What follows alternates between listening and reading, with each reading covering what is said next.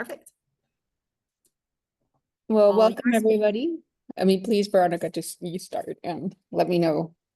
Oh, it's recording now. Yep.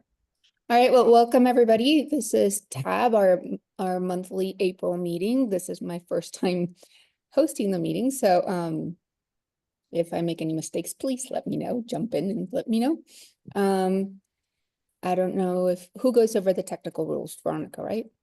Yes, I will go over the technical rules. I will share screens.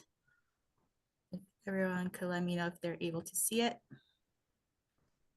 Cool. All right. Thank you for joining the Transportation Advisory Board meeting. To strike a balance between meaningful, transparent engagement and online security, the following rules will be applied. This meeting has been called to conduct the business of City of Boulder. Activities that disrupt, delay, or otherwise interfere with the meetings are prohibited. The time for speaking is limited to 3 minutes. No person shall speak except when recognized by the person presiding, and no person shall speak for longer than the time allotted. Each person shall register to speak at the meeting using the person's real name. Any person believed to be using a name other than the one they are commonly known by will not be permitted to speak.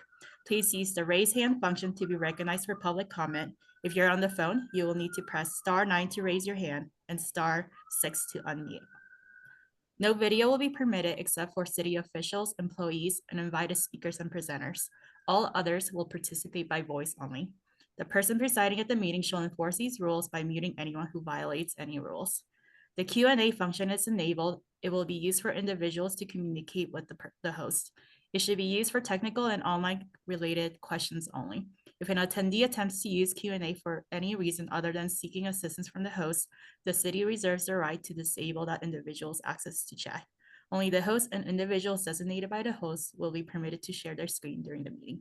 Thank you. Thank you, Veronica. And so now we get to welcome some new members, and that's very exciting. Welcome, Michael and Hernan. Where are you guys? There we go. Would you like to share a little bit about you guys and what brought you to TAB? Why don't we? Yeah, with Hernan. Sure, I can start. Yeah, so my name is Hernan Villanueva. I was born in Peru, and I've been living in the US since I was 17. I came here to study, and then just kept studying, and then got married and got a family and stayed. I became a citizen in 2019. So after that, I started getting more involved in local affairs, I guess. I've been a member, or I was a member of the Environmental Advisory Board. I was there for 4 years. And one of the reasons I decided to apply to transportation is because I felt there was a lot of overlap. There were a lot of things that you guys have discussed or you guys have proposed that we kind of provided feedback on. So I kind of wanted to switch gears, really. I had set some goals for myself when I applied for the Environmental Advisory Board, and I felt like I had met them and I felt satisfied with my work. So I kind of wanted to switch gears, learn a little bit more about how the city works, and be able to provide some feedback and learn about transportation. So yeah, I'm really glad to be here. Well, thank you. And we're so happy that you're here. And I'm sure you bring a lot of great insights and a lot of like a different voice from all of our voices. So it's going to be a great collaboration. And Michael, I know Michael. Yeah. Yeah, I've been involved in transportation issues for a little while now, mostly through the Community Cycles Advocacy Committee, but also a local sort of Strong Towns local conversation that I co-founded called Neighbors United of South Boulder, that has also sort of focused a little bit on transportation issues. And yeah, I'm a longtime Boulder resident, been here more than 20 years at this point, and have grown increasingly interested in transportation issues, partly because of my work at EPA. I'm an attorney for EPA. That's what pays the bills, at least, at least for now. Find out tomorrow if that continues to be the case. But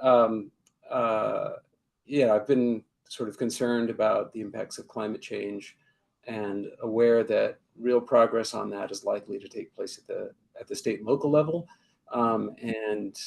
Since greenhouse gas emissions, at least at the local level, come pretty significantly from transportation. It's an area that I've been interested in working in for a while. Also, just as a cyclist, concerned about safety and being able to get around without being fully dependent on a car. So that's kind of my backstory. But I've been part of Boulder for quite a while now. Welcome, Michael, and welcome, Hernan. And I think now it's time for you guys to be sworn in. Can someone remind me how that happens? Do you guys have your oaths at hand? Here we I go. have it displayed on the screen. So All let's right. go first, Michael. All right. I, Michael Ledesma, do solemnly swear, affirm that I will support the Constitution of the United States of America and of the state of Colorado and the charter and ordinances of the city of Boulder, and faithfully perform the duties of the office of a member of the Transportation Advisory Board for which I am about to enter. Thank you, Michael. Our next member is Hernan Villanueva, and it's being displayed on the screen. Okay. I, Hernan Villanueva, do solemnly swear, affirm that I will support the Constitution of the United States of America and of the state of Colorado, and the charter and ordinances of the city of Boulder, and faithfully perform the duties of the office of a member of the Transportation Advisory Board for which I am about to enter. Thank you, Hernan. Well, back to you, Trini. Wonderful.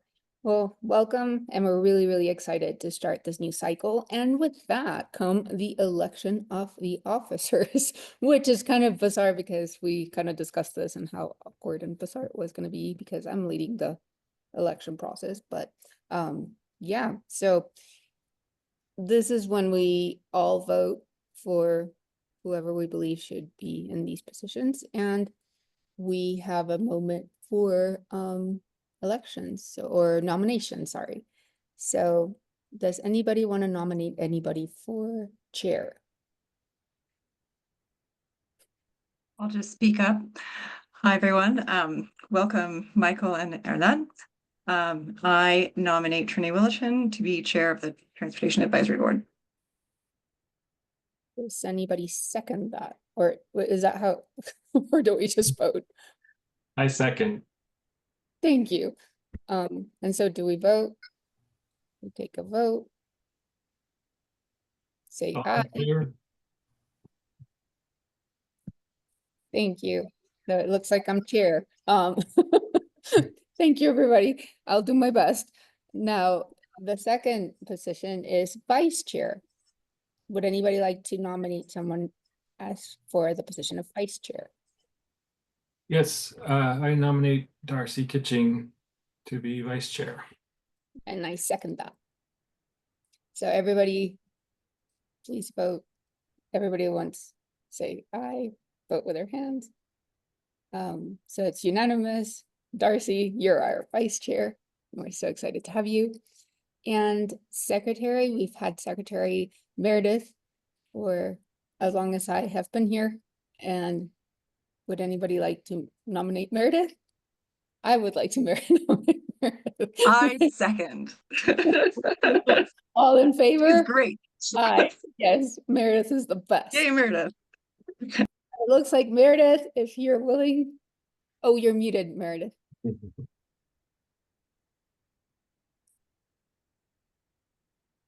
No, Meredith. The there. secretary can't unmute. Thank you very much. Wonderful. My So- pleasure. So the year has begun and now we have to move on to approve the March minutes. And it looks like only Darcy, Mike and I will be able to do that. Were you guys able to look over them? Yep, they look good to me. I move that we accept the minutes. I second. Favor? Aye. All right, so they look like they've been approved. And now we can, wow, look, you guys, we're running really fast and now we're ahead of time. But we do have a moment to open the floor for public comment. Do we have anybody signed up? We have one person raising their hand, Lynn Siegel. I'm gonna ask if you're able to unmute yourself. Yeah, I was waiting for you to answer my QA, and I did want to speak. And I think that this planning board, this tab should quit. You should all quit because your job is impossible. There is nothing you can do with the funding that the planning board has decided, is appropriate for lining the pockets of every developer in town. And I'm trying to ride my bike around here, and I can't go fast enough because the roads are so crap in this town. You can't do your job, so quit. Go on strike. Say that, you can't do a good job. Not with the way the planning board is advising city council, not with the way city council and Nuria are directing Boulder's path forward. It's overly expensive, $80 million. I don't know if that's the Open Space Board of Trustees deficit or the city council deficit, but there's too many deficits and too many developers and too little money directed in the right places. So the best thing you can do, if you're not going to go on strike, which is what I recommend you do, is to recommend to the council that they dispense with funds to you better, because I can't be riding my bike around like this. This is not okay. I'm 71. I shouldn't have to be dodging ruts and potholes all over the place. And I shouldn't be having to go really slow to avoid all of the road issues. So do something about it. Seriously. It's your responsibility. That's why you're on this board.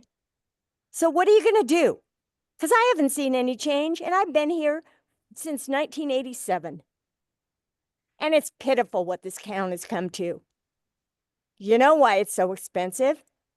I can tell you why one place on Juniper Street, someone gave them basically $3 million in benefits by approving a demolition for a house that could have housed people easily, 1,500 or 2,000 feet.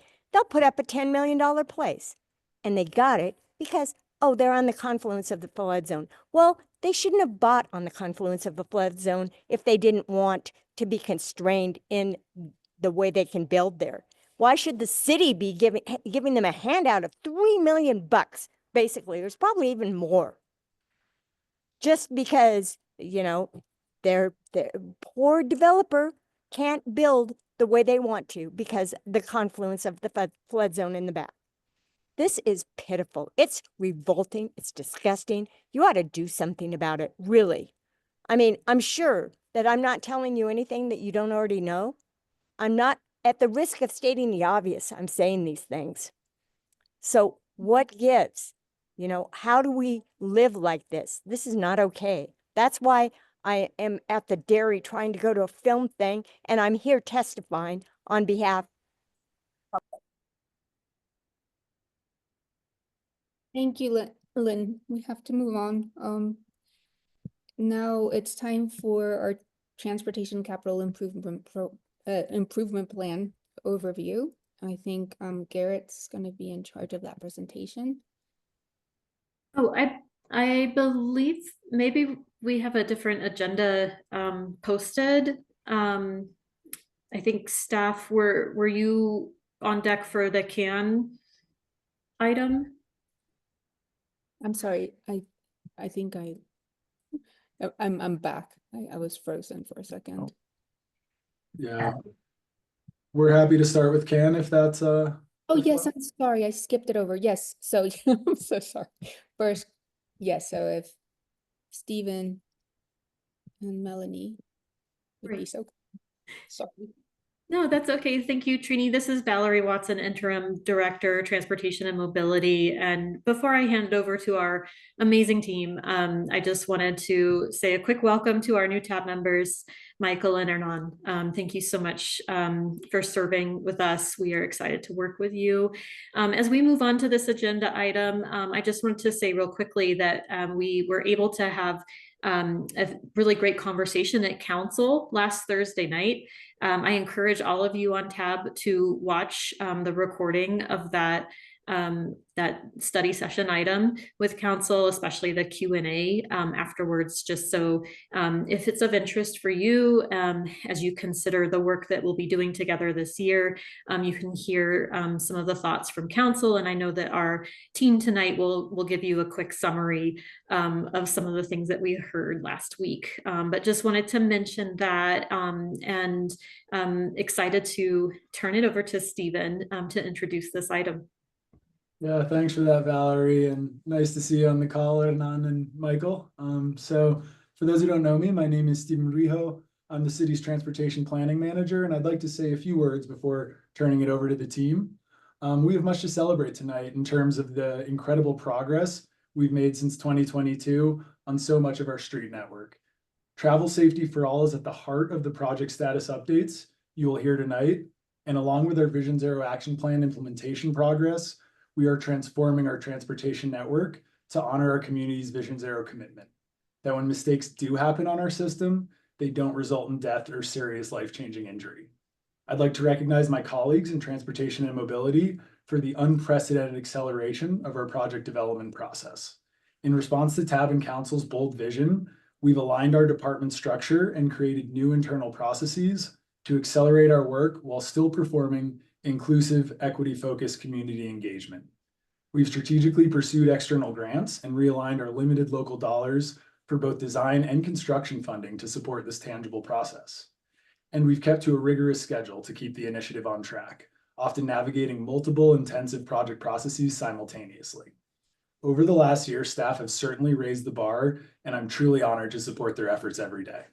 Now I'm excited to introduce Melanie Sloan to provide an update on the core arterial network progress that she and the entire team have made since we last spoke. Take it away. Thank you, Stephen, and thank you, Valerie. I'm going to share my screen. Okay, is that visible to everyone? Okay, thank you so much. I have a bit of a cold. I have a stack of lozenges, but I appreciate you standing with me while I take us through this important update. So tonight, I'm here from Transportation Mobility, as you heard. I'm joined by several other colleagues advancing work on the Core Arterial Network, or CAN, and I'm presenting an update on the department's work plan for the CAN, along with some updates on active CAN corridors, including the 3 priority corridors. I'll share next steps and close with an update on the CAN funding strategy. And tonight's meeting, we're all here to provide you that background and new information on the CAN program with a focus on 2 CAN projects. As you heard, we shared the information with City Council at their Thursday, April 10th study session. They offered their continued support for the CAN and our efforts toward advancing the initiative. And tonight, I'll be asking you to focus on the CAN progress and through some questions. Questions will also focus on funding strategy, the Community and Environmental Assessment Process, or CEAP, and that's because you will need to make 2 decisions on these project CEAPs this summer. And the presentation highlights a lot of the content you've seen in the memo, and we look forward to your clarifying questions about the CAN and CEAP process at the end of the presentation to prepare you for those future actions. So let's start with a look at the CAN work plan. This map remains our North Star, the CAN corridors and study areas prioritized for our department by City Council in January 2022 and reaffirmed as a priority in 2024. We've updated our work plan schedule. That's an attachment to the memo, and it reflects current activity. Of note is the accomplishment of the goal of initiating community engagement and conceptual design by 2025 for the 3 priority corridors. It's Baseline Road, Iris Avenue, and Folsom Street. And there's more good news to share. So let's take a look at some of that work. Since our last update to you in April of 2024, staff have advanced or completed multiple CAN projects. Detailed in your memo are 15 active projects in various stages of design, engagement, and construction. Highlighted in blue on this map are CAN projects recently completed or having begun construction. These include safer street crossings, the second protected intersection in the city, near-term safety improvements with paving on Colorado Avenue near CU's main campus, and rapid steps towards realizing the East Arapahoe Avenue Transportation Plan vision. Finally, the lighter blue on this map shows the realization of a network that safely and comfortably connects people to where they want to go, no matter how they travel. This is possible through staff's efforts and from your continued commitment to the CAN. So let's look at CAN priority corridor progress. The first priority corridor is Baseline Road from 30th Street to Foothills Parkway. Baseline Road is being completed in 2 phases. The second phase builds on lessons learned during phase 1 and is making permanent the interim protected intersections installed with paving in 2023, including at Baseline Road and Mohawk Avenue. Also completing transit speed and reliability improvements, and adding a new protected intersection at Baseline Road and 30th Street shown here. Construction of phase 2 begins later this year and will take about 15 months to complete. Iris Avenue from 28th Street to Broadway is the second priority corridor. From summer of 2023 to fall of 2024, staff consulted plans, federal guidance, and community input to identify important safety improvements for Iris Avenue. The project used the city's Community and Environmental Assessment Process, or CEAP, to evaluate and identify a recommended conceptual design, shown here at 19th Street. The CEAP and this design were unanimously recommended by you in August of 2024 and unanimously approved by City Council at its September 19th, 2024 meeting. Final design for Iris began in January of 2025 and will be completed in 2026. Construction will begin once funding is secured. The third priority corridor is Folsom Street from Pine Street to Colorado Avenue. The team began work on this project in December of 24. And again, this is notable because it accomplishes the City Council priority commitment to initiate community engagement and conceptual design by 2025 for these 3 priority corridors. I'm going to tell you a bit more about this Folsom Street project during the next section of this presentation. It's at this point that I'm going to talk about the Folsom Street and North 30th Street preliminary design projects together and in more detail. That's because they're each using a CEAP to evaluate designs and identify recommended alternatives. These CEAPs will eventually need your action this summer. That sounds pretty straightforward, but the CEAP is inherently technical in nature. These project CEAPs will build on learnings from the Iris Avenue project CEAP, and because of that, I anticipate some of the technical nature to be familiar to you, and some will seem new. And that's because staff have evolved and learned since our work on Iris. My discussing these projects and their CEAPs together today is meant to share that learning with you, but also to help prepare you to take action on each CEAP this summer. So what is the CEAP? It's Boulder's formal review process that assesses the potential impacts of capital improvement projects to help select the best conceptual design alternative. The CEAP uses project-specific evaluation criteria, the CEAP checklist, and community input to identify a recommended alternative. In June, you will be asked to take action on the North 30th Street project CEAP and recommended alternative. In July and August, you and Council will be asked to do the same for the Folsom project CEAP and recommended alternative. So let's talk a little bit more about the 2 projects and their CEAPs.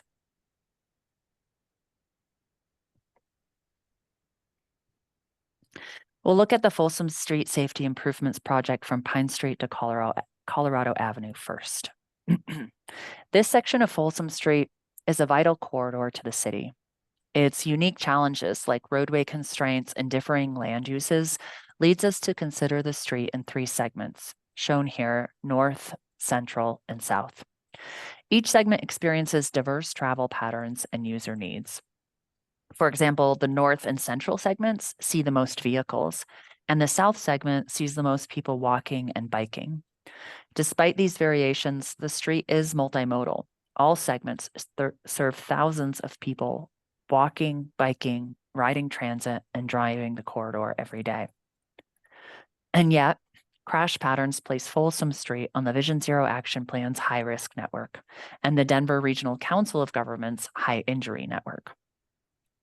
Those who drive experience the most crashes, but about 17% of all crashes involved people walking, biking, and rolling, and 7 of these crashes resulted in serious injury.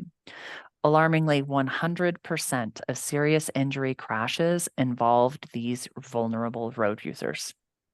Of note also, 50% of all crashes happened in the central segment between Canyon Boulevard and Arapahoe Avenue.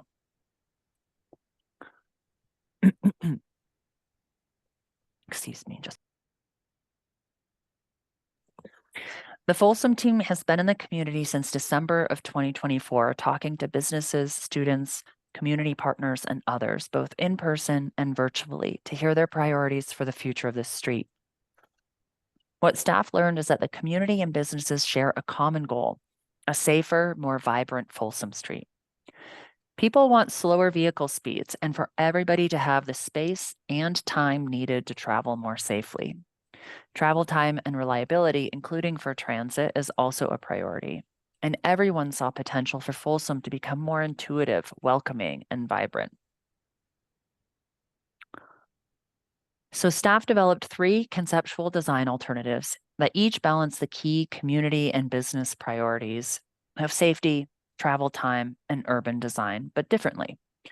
For simplicity, I'm only showing the central segment from Canyon to Arapahoe. The 3 alternatives look a little different in the south and north segments, and the memo includes end-to-end designs for each alternative, so you can find those there.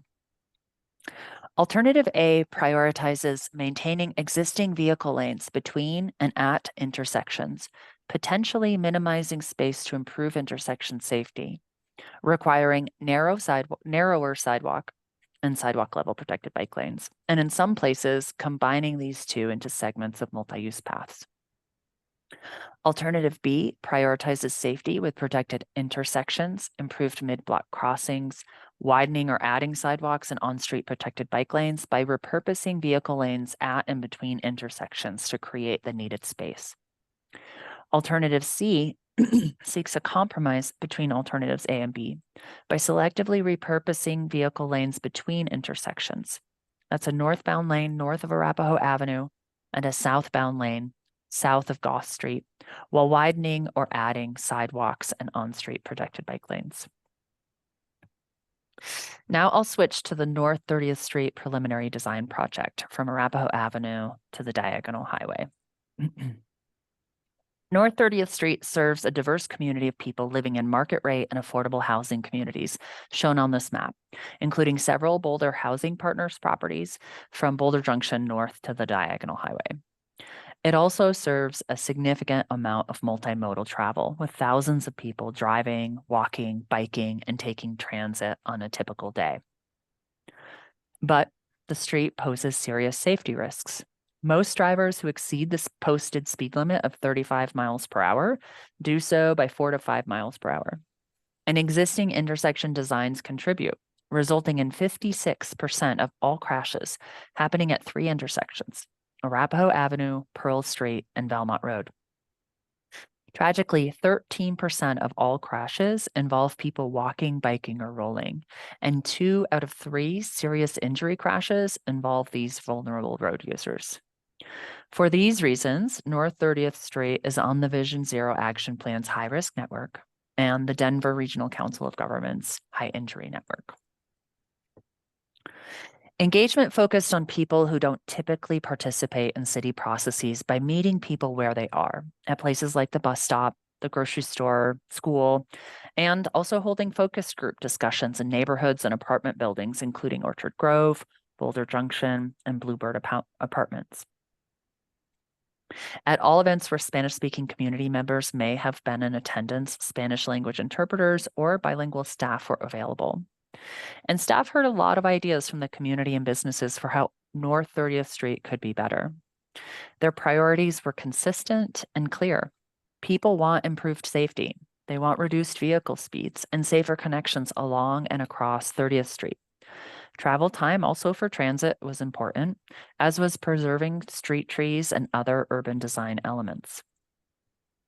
So staff developed some conceptual design alternatives to balance those key priorities of safety and travel time, but also for implementation feasibility.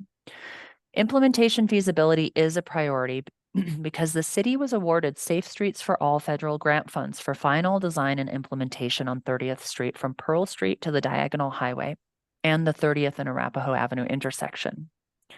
As with Folsom, I'm only showing the central segment on 30th Street. That's from Valmont Road to Mapleton Avenue.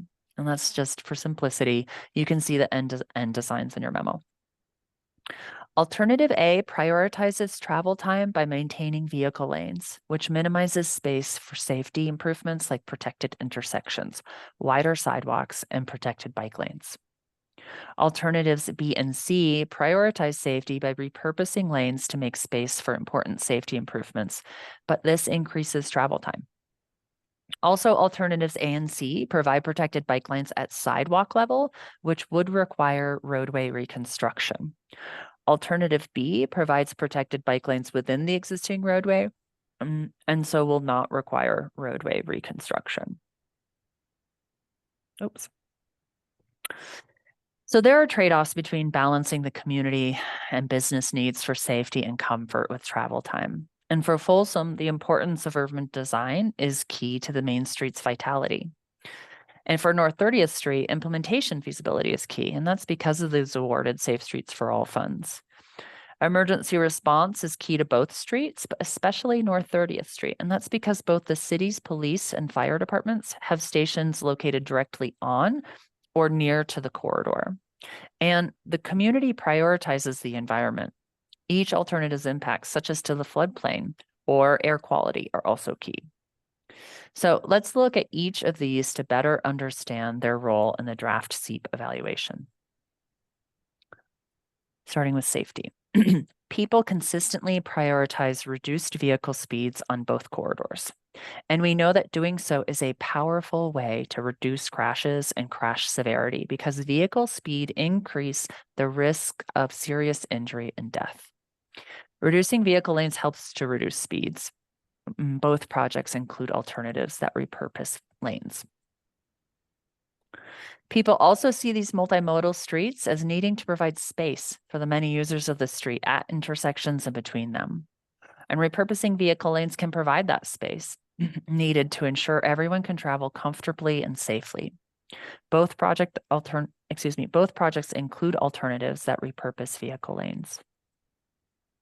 And fewer vehicle lanes also reduces the number of conflict points for people driving. And that makes it easier to move on and off the corridor, but also shortens the crossing distance for people walking, biking, and rolling.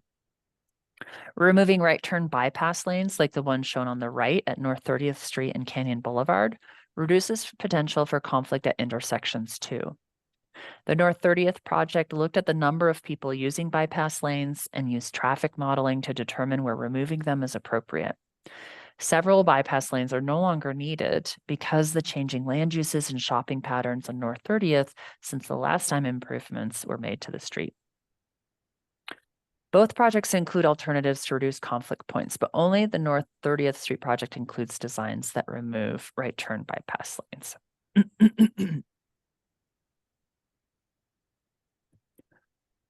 In addition to providing space, people want to have time to make their travel safer. Providing dedicated signal phases at intersections and the time needed for people walking, biking, and rolling to cross the street adds time for everyone's travel, whether or not any other safety improvements are made on the street. The project team considers any increase to travel time seriously because it's important to the community and businesses, but also because it impacts transit service. And both Folsom Street and the North 30th Street are important transit corridors to the city. Each serving portions of the high frequency hop route along with other local and regional routes like the Bolt, the Bound, and the Flex. The Folsom project alternatives are similar in their travel time changes, but on the North 30th project, there are significant differences in travel time between alternatives. A key factor for Folsom Street is the ability to better organize and support the essential vibrancy of the street through design. Providing space for organizing and beautifying this constrained corridor is only possible through strategic lane repurposing. Even a little bit of space in key areas improves a street's form and function. The Folsom project has two alternatives that seek to provide space for urban design. Realizing the CAN initiative in the next 4 to 5 years depends on designs that are implementable using available funding. The North 30th Street project alternatives are evaluated for whether they can be implemented with awarded Safe Streets for All funds by 2029, the due date of that grant. And Folsom Street alternatives are evaluated for the relative time and cost to build. The simplest indicator for time and cost is whether or not an alternative relocates existing curbs. Each project includes alternatives that relocate curbs. For both projects, the team considered emergency response and the environment when developing designs. Emergency response is especially important for the North 30th Street project because both the cities and police and fire departments have stations located on or near the corridor. And staff have been collaboratively working internally with staff from the City of Boulder Police Department, Boulder Fire Rescue, and the City and County Office of Disaster Management. Repurposing lanes could reduce the space available for emergency response. And each project's alternatives include lane widths, bike lane separations, and medians designed to ensure emergency response is supported to the maximum extent feasible. The community also prioritizes the environment, and so air quality, greenhouse gas, and other environmental impacts are evaluated through each project's SEEP checklist. More detail on these are in the memo. So what does this mean? Well, for Folsom Street, the draft SEEP evaluation shows the 3 alternatives balance the key priorities of safety, travel time, and urban design shown here. The full draft evaluation is in the memo.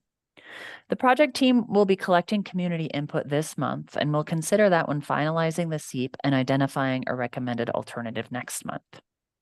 I want to be clear that the recommendation will balance all of the SEEP criteria with an eye towards these key priorities, but the recommended design may not achieve all desired benefits. For North 30th Street, the draft SEEP evaluation determined more work is needed because no alternative adequately balances the 3 key factors of safety, travel time, and implementation feasibility, also shown here. Again, this project's draft SEEP evaluation is in your memo too. Input from the public and you will inform that further design work. And as with Folsom, any action on the 30th Street project SEEP will be challenged to approve a pragmatic balance here between safety, travel time, and budget, recognizing that the optimal solution may not achieve all desired benefits. And so these are the next steps for the Folsom and North 30th Street project SEEPs. The team shared the draft SEEP evaluations with the community this month and will consider the input received to finalize the SEEP evaluations and identify recommended alternatives in May. SEEP actions by you will take place in June for the North 30th project and in July for you on the Folsom project and August for City Council action.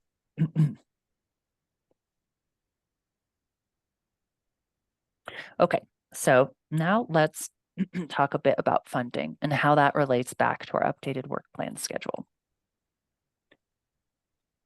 The city was awarded $23 million in federal Safe Streets and Roads for All funding in late 2023 to fund specific actions from the 2023 to 2027 Vision Zero action plan and to further the city's Vision Zero goals and objectives.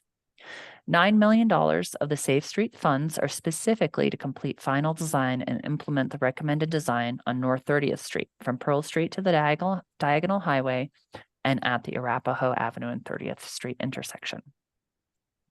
As of this presentation, the city has not received notice that any previously awarded external grant funds, including for Safe Streets for All, are impacted or delayed by changing legislation or policies, and staff are continuing forward with project development activities. The other grant opportunities for city projects shown here haven't been affected by potential federal funding changes, and staff will continue to monitor the grant landscape and adjust efforts accordingly. And that's good news because these grants are central focused to helping fund the planning, design, and implementation of CAN projects. Staff will also continue to look for ways to advance CAN goals through internal programmatic activities like the Pavement Management Program and the Vision Zero Action Plan. Those two are shown in light blue on this slide. And so these are the questions that I teased at the start of our discussion tonight, and I share them here because your clarifying questions will help us to advance the next step for the CAN. And with that, I complete my presentation. I'll return to the questions. I can also drop those in the chat if that's helpful. Thank you so much, Melanie. That was a wonderful presentation. And I do have some questions, but I would like to defer to my tab members and see if they have any questions that they would like answered. It looks like Mike and Fernand. Mike, I saw you first, so sorry. Yeah. Well, first I'd like to thank the staff for the clear and comprehensive update on CAN. It's really encouraging to see so much forward movement on these high priority corridors.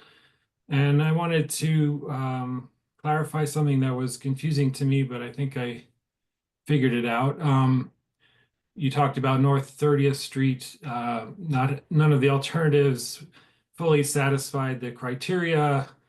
But as I understand it, the staff are actively working to refine these and improve them in time for us to approve a SEEP recommendation this summer. And that you also gave a timeline where we'll be doing that SEEP process on North 30th ahead of Folsom. And I understand that is because North 30th is part of the federal Safe Streets for All grant, and that has an obligation to move more quickly to implement the funds, whereas Folsom requires maybe a bit more time and community engagement in the process. So is that correct, what I said? Yes, every question you had, you answered probably better than I could have, Mike. So you were correct on every single one of them. But if there's anything I can clarify, I'm happy to do so. Well, I just have one other issue I wanted to bring up then.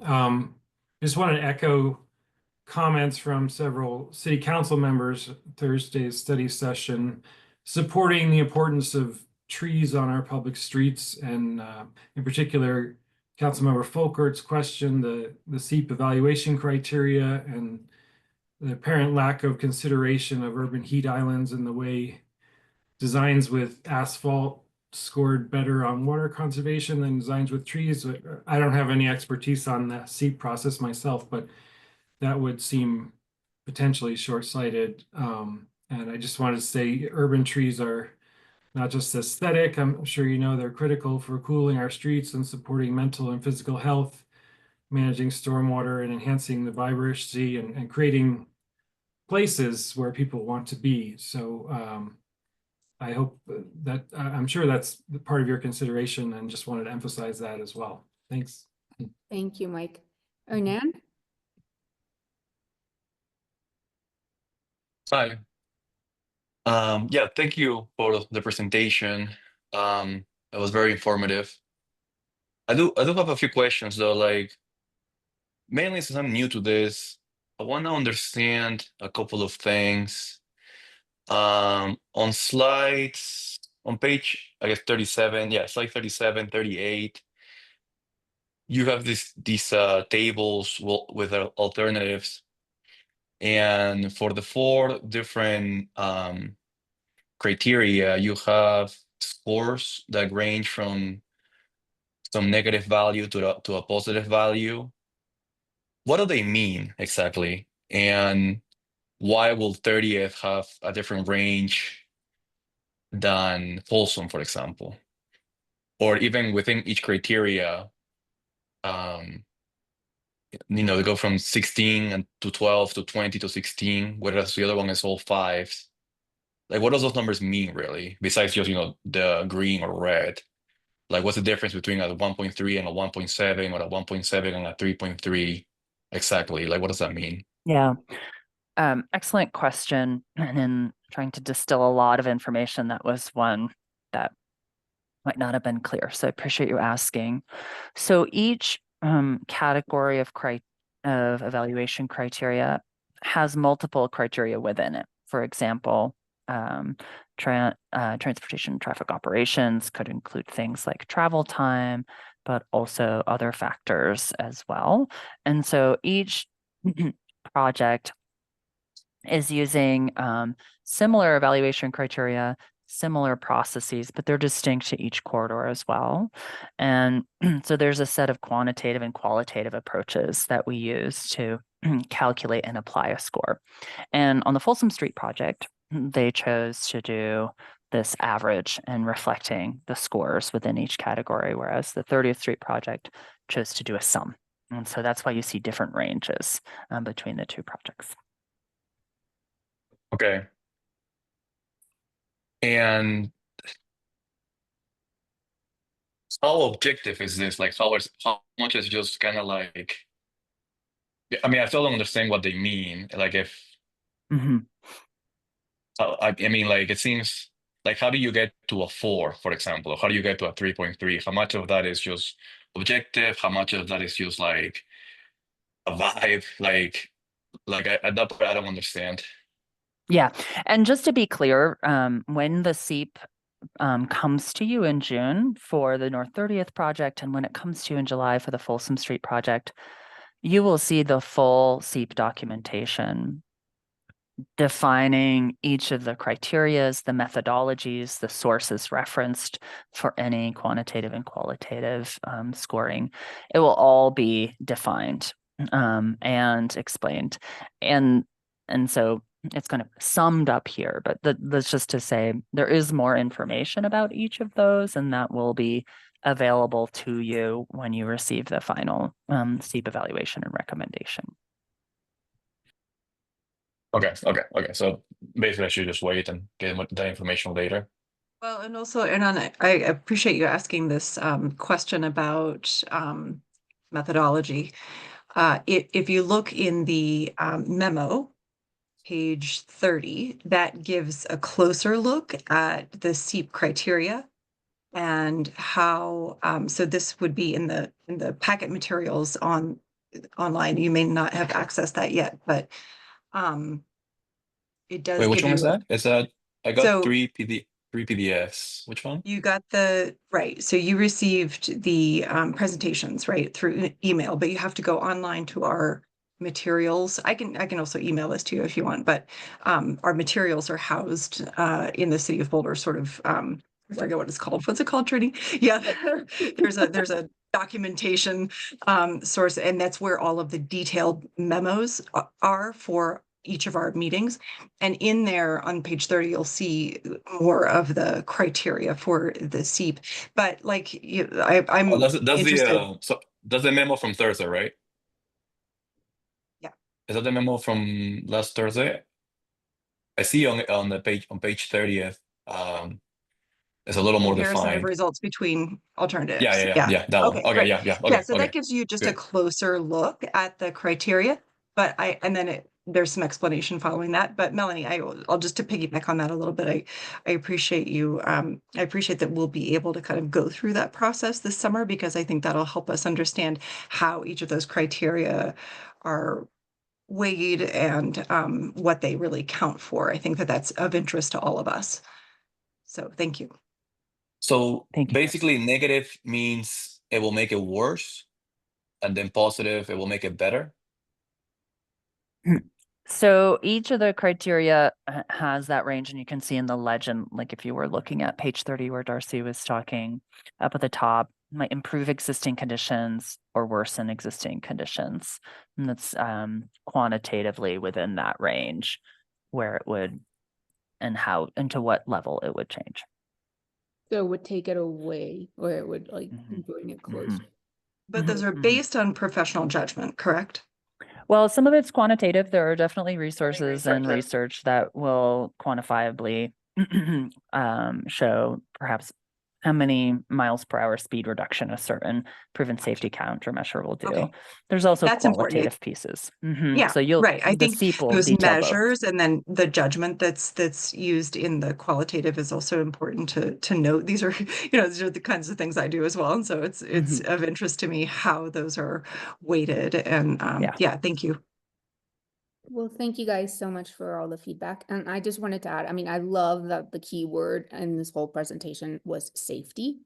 And I love the idea of beautifying our spaces, and that will encourage travel in all modalities. And I think those are like the perfect combination, right? Because people will want to be in these spaces if they feel safe. I have a question. So we keep talking about how we're gonna slow people or we're gonna increase the time of travel. Do we know how much time we're adding to these different modes with different with the different alternatives? Yeah. Is So it significant? Because you guys seem very, very concerned about that. yeah, well, we do seek to try to find that right balance, not just for vehicle travel time, but as I said in the presentation, it impacts our transit service, which is key on both of these corridors.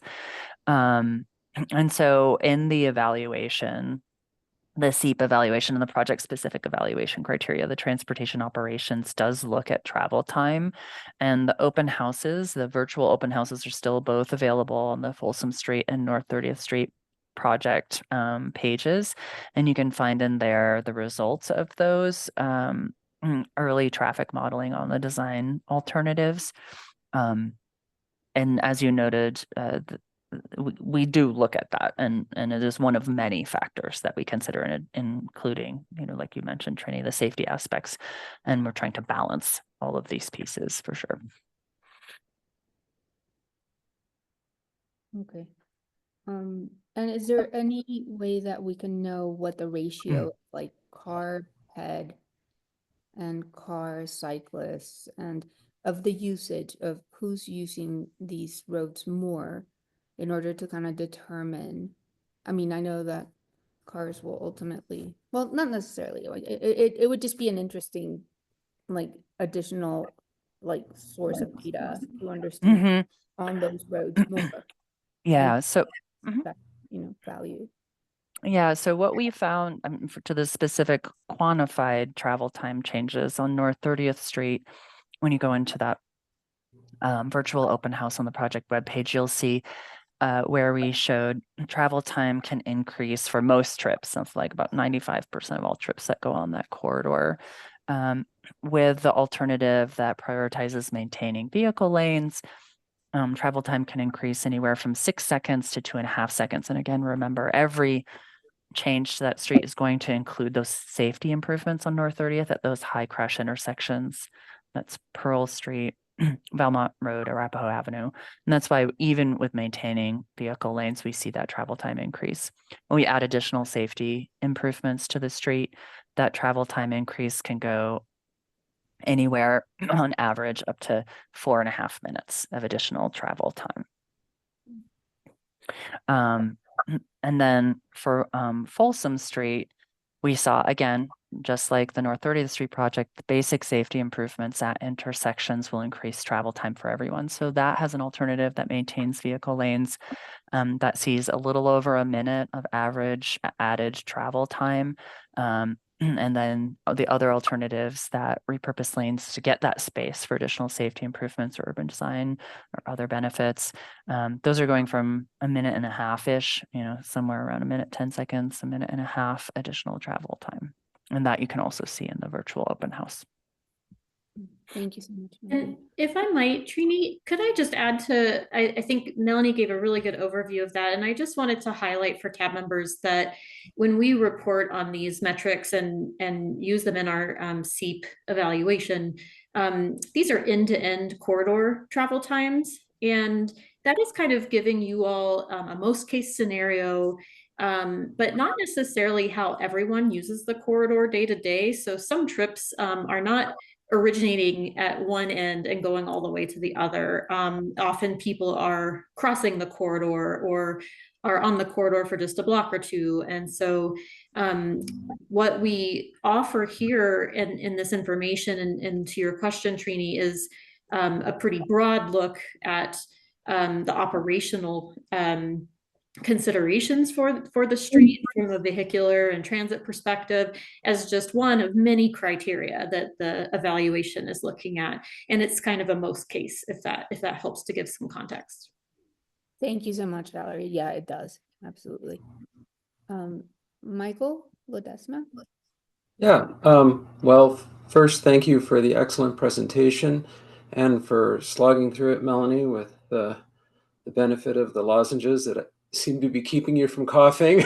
And also for the excellent judgment to include a slide of me on slide 40 on my old bike crossing, I guess that's your baseline.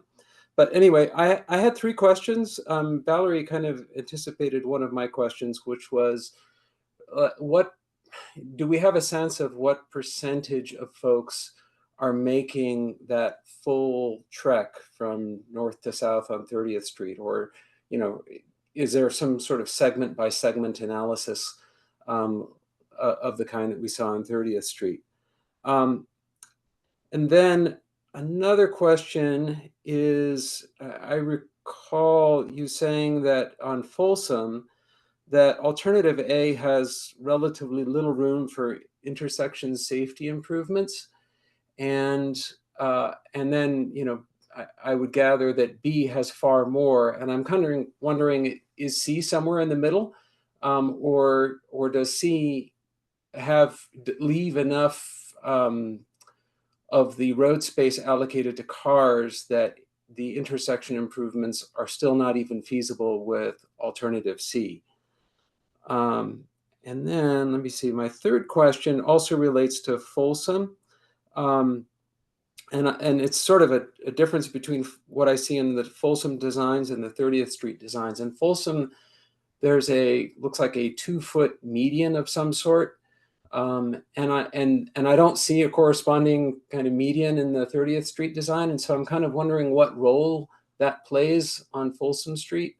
And you know, is that safety related? Is it, does it perform some other function that accounts for it not being present on 30th Street? So sorry, 3 questions. Okay. Right. Oh, Melanie, you may have an idea of how you might want to tackle those, and I would encourage you to tackle them out of order if that's okay with Michael. Just as I know that we want to make sure we're able to provide accurate information tonight, and if we don't have it tonight, we can always follow up. So Melanie, I'll turn it back over to you. Thank you. Yeah. So if I understood, Michael, on Folsom, you're asking about what proportion of trips travel end to end, perhaps even by mode. Unfortunately, I don't have that data on hand, which we can look into, as Valerie said. In regards to the alternatives on North 30th Street, you were asking about how space was allocated across the different designs, and specifically alternatives B and C, and where they're allocating space. Is that correct? I was asking about, sorry, I know I did take everything out of order there. I was asking about Folsom and the fact that on Folsom, you know, the A, you said, didn't have a whole lot of room for intersection safety improvements. B presumably would. And I was wondering if about C, does C, because it's kind of a compromise between A and B, is it also a compromise in terms of intersection treatments, or are the intersection improvements still foreclosed by the fact that you've got, you know, those 2 southbound vehicular lanes? Okay. On Folsom Street, I'll say that the lane repurposing is strategic to try to balance the entire section between Canyon and Arapahoe is pretty constrained. And so how do you balance the use of that space? And so, like you mentioned, Michael, the alternatives B and C differ, and that C is trying to compromise with just that strategic repurposing, intersection changes notwithstanding. And so it's really just how do you use that space in between them to provide those safety benefits and other amenities like urban design. And then your last question was about medians. Yeah, it was Okay. it's sort of difference between Folsom and 30th, and the fact that Folsom still has a 2-foot median and 30th has none, even in the 2-lane configurations, 2 vehicular lane configurations. Yeah. So that is getting into a bit of the design detail that I'd need to get back to you on. I don't quite have, I think, the answer that you're looking for at the moment. And so I can work with the design team and get a response to you if that's helpful. Also, just again, a plug for the open house information. The virtual open houses are still available, and they do show lane configurations in a bit more detail to help you get a better understanding of how each alternative acts. Like I said, I showed only the central segment, but how they behave up and down the corridor is also available online for you while you wait for any additional information from the team. And I think the one thing I'll add, because Melanie did a great job with that, is that the cross sections you see are, representative of one part of those segments. And so based on different land uses, different access, those medians are serving different purposes. But I'd say generally they're providing those benefits of access control, which can restrict some turns that we've seen to be problematic or causing of crashes. Similarly, they can provide that visual friction for folks who are driving to just signal them to drive the speed limit, which is a large goal of ours. So just want to highlight that that's not the entirety of the corridor, but rather a representative section for, I think in those cases, the central segment. So hopefully that helps. Just, I want to ask something really quick before I jump over to Hernan. So the separation, is there like a physical separation here for the bike lanes? Yeah, anytime any of the protected bike lanes will have some type of hardened concrete separation, whether it's up at sidewalk level in some alternatives or in the street with some concrete separation between the vehicle lanes. We do those beautiful bike dividers that we have on baseline.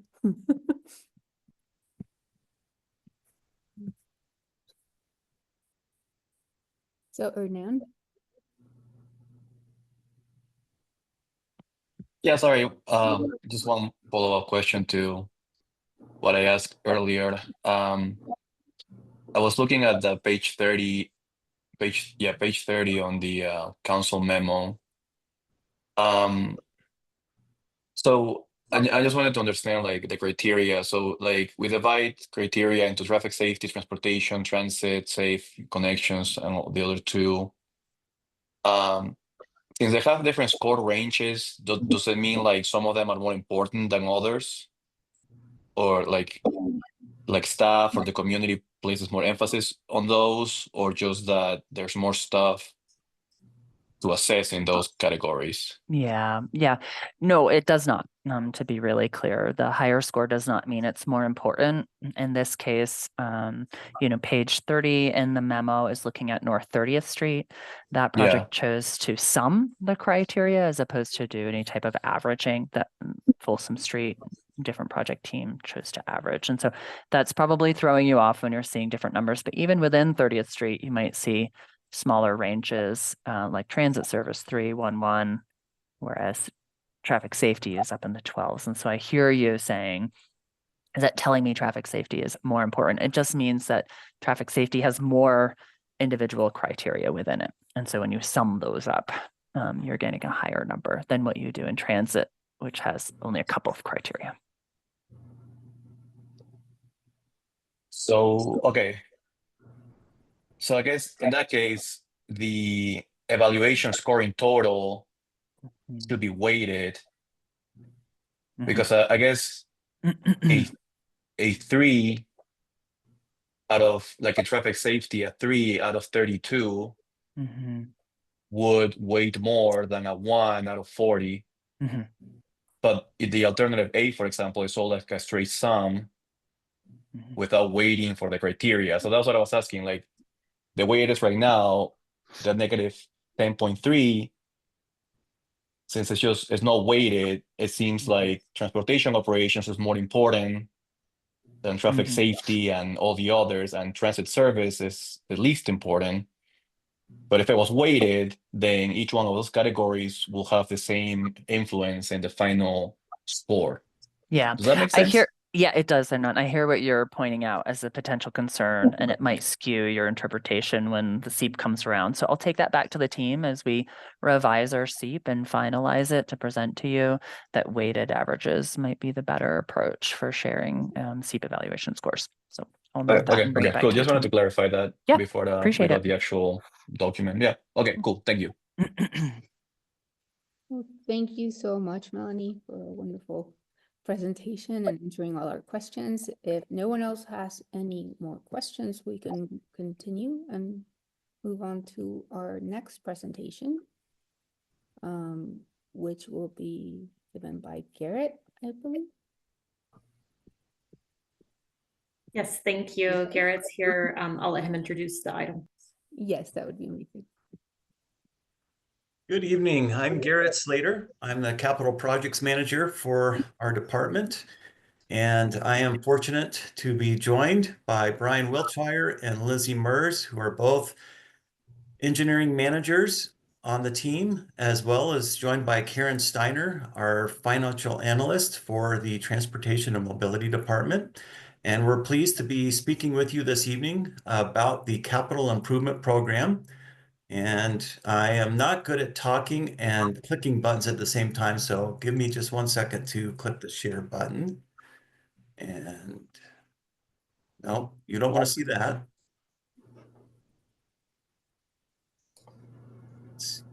There we go. All right. Looks good. Okay, thank you.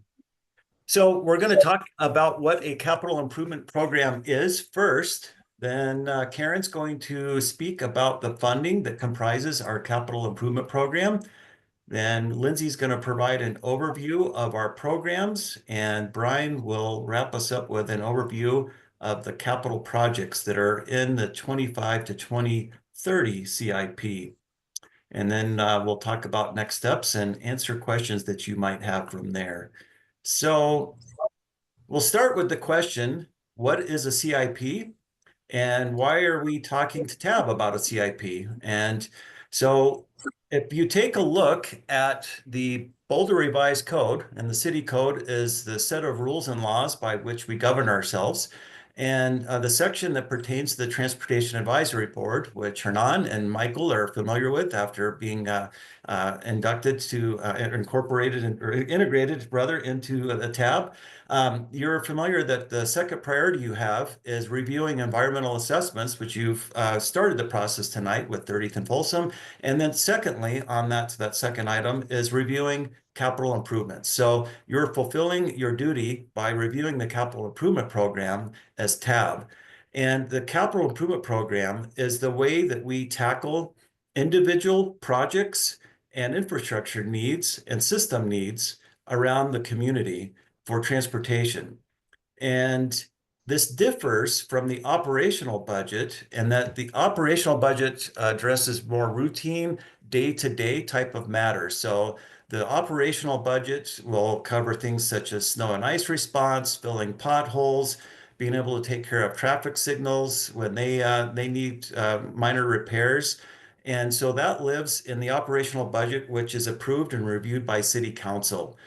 TAB gets to provide review and input into the development of the capital improvement program before it makes its way to the planning board and ultimately to City Council for approval. So this is a unique opportunity for you to have some guidance and input into how a portion of the transportation and mobility budget is advanced.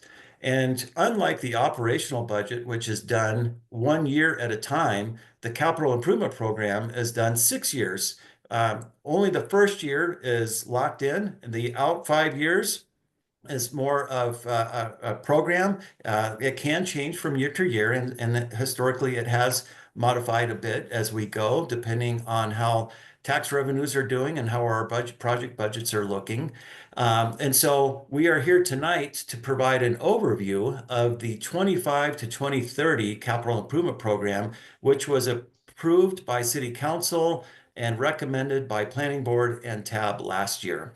And so the capital improvement program that we'll be talking about in May and June will not be the backward-looking 25 to 30, but will be the forward-looking that we're going to talk about with you, the 26 to 31 proposed and draft capital improvement program. So since we allocate a portion of our annual budget to the capital improvement program, it's important that we have priorities that help us understand how to invest the limited resources that we have. And so we continue to make these investments consistent with the Transportation Master Plan, and where it says that our highest priority is in system operations and maintenance, Vision Zero, and travel safety. The medium priority is operational improvements, enhancement of the transit and ped and bike system, and person carrying capacity. The neighborhood speed management program is identified as a second level priority. That is a formerly a program that has been sunset, that is part of future CIPs for now. And then the third priority is quality of life items such as sound walls and noise walls. So the just a bit more about the nature of what is comprised in the CIP and what you'll see presented this evening.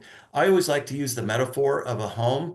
So, and then also help further with the metaphor of routine maintenance. So the operational budget for the department addresses matters such as covering, if you were to think of it in your home, sweeping the kitchen floor, vacuuming the carpets, cleaning out the driveway, mowing the lawn, shoveling the snow. These are operational expenses. Capital expenses are divided into two categories: capital maintenance and capital enhancements. And the capital maintenance cover items such as you need to replace your roof, or your back patio is cracking and needs to be replaced, or your driveway needs to be replaced, or your hot water heater went out. So those are capital maintenance expenses. The comparison to the CIP would be taking care of our pavements, our bridges, taking care of sidewalks. And then enhancements would be you decide that you want to add a garage, or you want to add a room, or you want to make some back deck enhancements to your property. So similarly, when we add new infrastructure such as bike lanes, or we add an underpass, or we're adding a new multi-use path extension, all of these are things that are in our CIP. We are making major enhancements. So just wanted to provide sort of an overview of what to expect for the CIP as we start moving forward. And with that, it's important as we develop our overall budget as well as the CIP that we understand that all of our investment priorities on a transportation level, as all other departments, are expected to be compliant and consistent with the city's sustainability, equity, and resiliency framework, in which we're focused on providing a safe, healthy, and socially thriving, livable, accessible, connected, environmentally sustainable, and economically vital community. And so within the realm of transportation, that means that we're primarily focused on accessible and connected. Of course, all these other areas, particularly safe, are vital to our mission. And so we are focused, as all the other departments are, on fulfilling the mission of fulfilling this SARE framework. So now I'm going to hand it off to Karen to talk about the funding. Hi, everyone. I'm Karen Steiner. I'm Senior Budget Analyst in a hybrid role supporting transportation and mobility, and also in the central budget.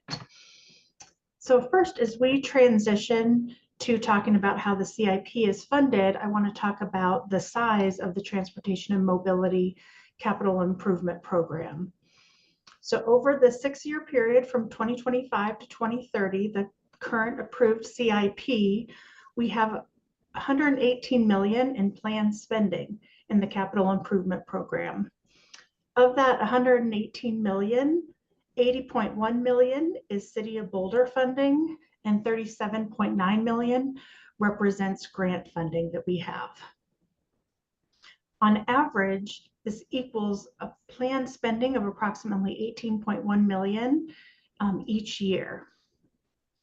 The capital improvement program is made up of one-time projects and ongoing capital maintenance programs like our pavement management program. We'll go into more detail on the capital maintenance programs and the various one-time projects a little bit later in this presentation.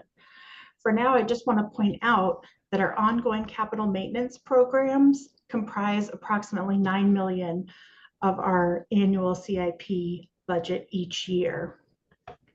And just to clarify, as Garrett pointed out, this 118 million over 6 years for the CIP budget is separate from our T&M operating budget. So next, if we can go to the next slide, I want to talk about how our capital improvement program is funded, or the revenue side. So the transportation and mobility CIP spending is from 3 different City of Boulder funds. First is our largest fund, it's our transportation fund, and it's where the majority of our CIP projects and capital maintenance programs are funded. It's also where the transportation and mobility operating budget is funded from. And the transportation fund is primarily funded by sales and use tax.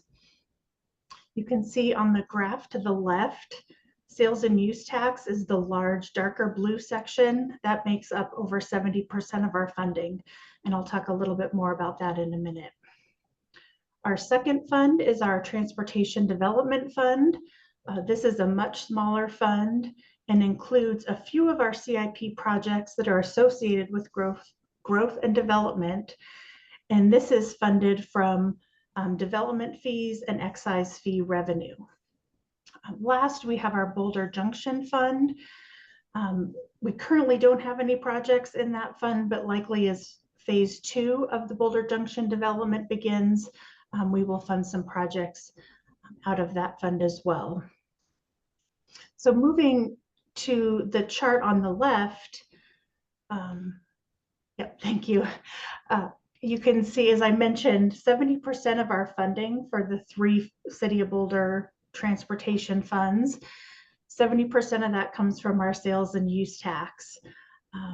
This is the largest section, and it just goes to indicate how reliant we are on all the sales and use tax to fund not only our operating budget, but to fund our CIP budget. And so as we have fluctuations in our sales and use taxes, we also see a fluctuation in our transportation and mobility revenues and our ability to support different capital improvement programs and enhancement projects.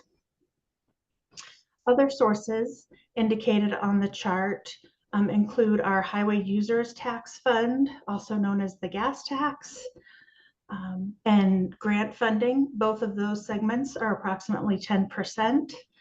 And then last, the 2 remaining pieces are our development and impact fees. Those are largely fund the Transportation Development Fund, and then miscellaneous, which is made up of things like interest, special assessment fees, like Lime and B-Cycle, auto registration, and miscellaneous sidewalk repair projects. Right, so if we head to the next slide, I'll talk a little bit more about a summary of the grant programs that we currently have funding some of our existing projects in the CIP. The first program is the Federal Transportation Improvement Program. These are funds that we receive through DRCOG. That's an acronym that stands for the Denver Regional Council of Government. It's basically the Denver Metro Area Transportation Planning Agency. These TIP projects we get grants through a competitive process, and we submit project ideas every 3 to 4 years. One thing I want to highlight here is Melanie was talking earlier about our IRIS project and how design is almost complete and will begin construction when we have funding finalized.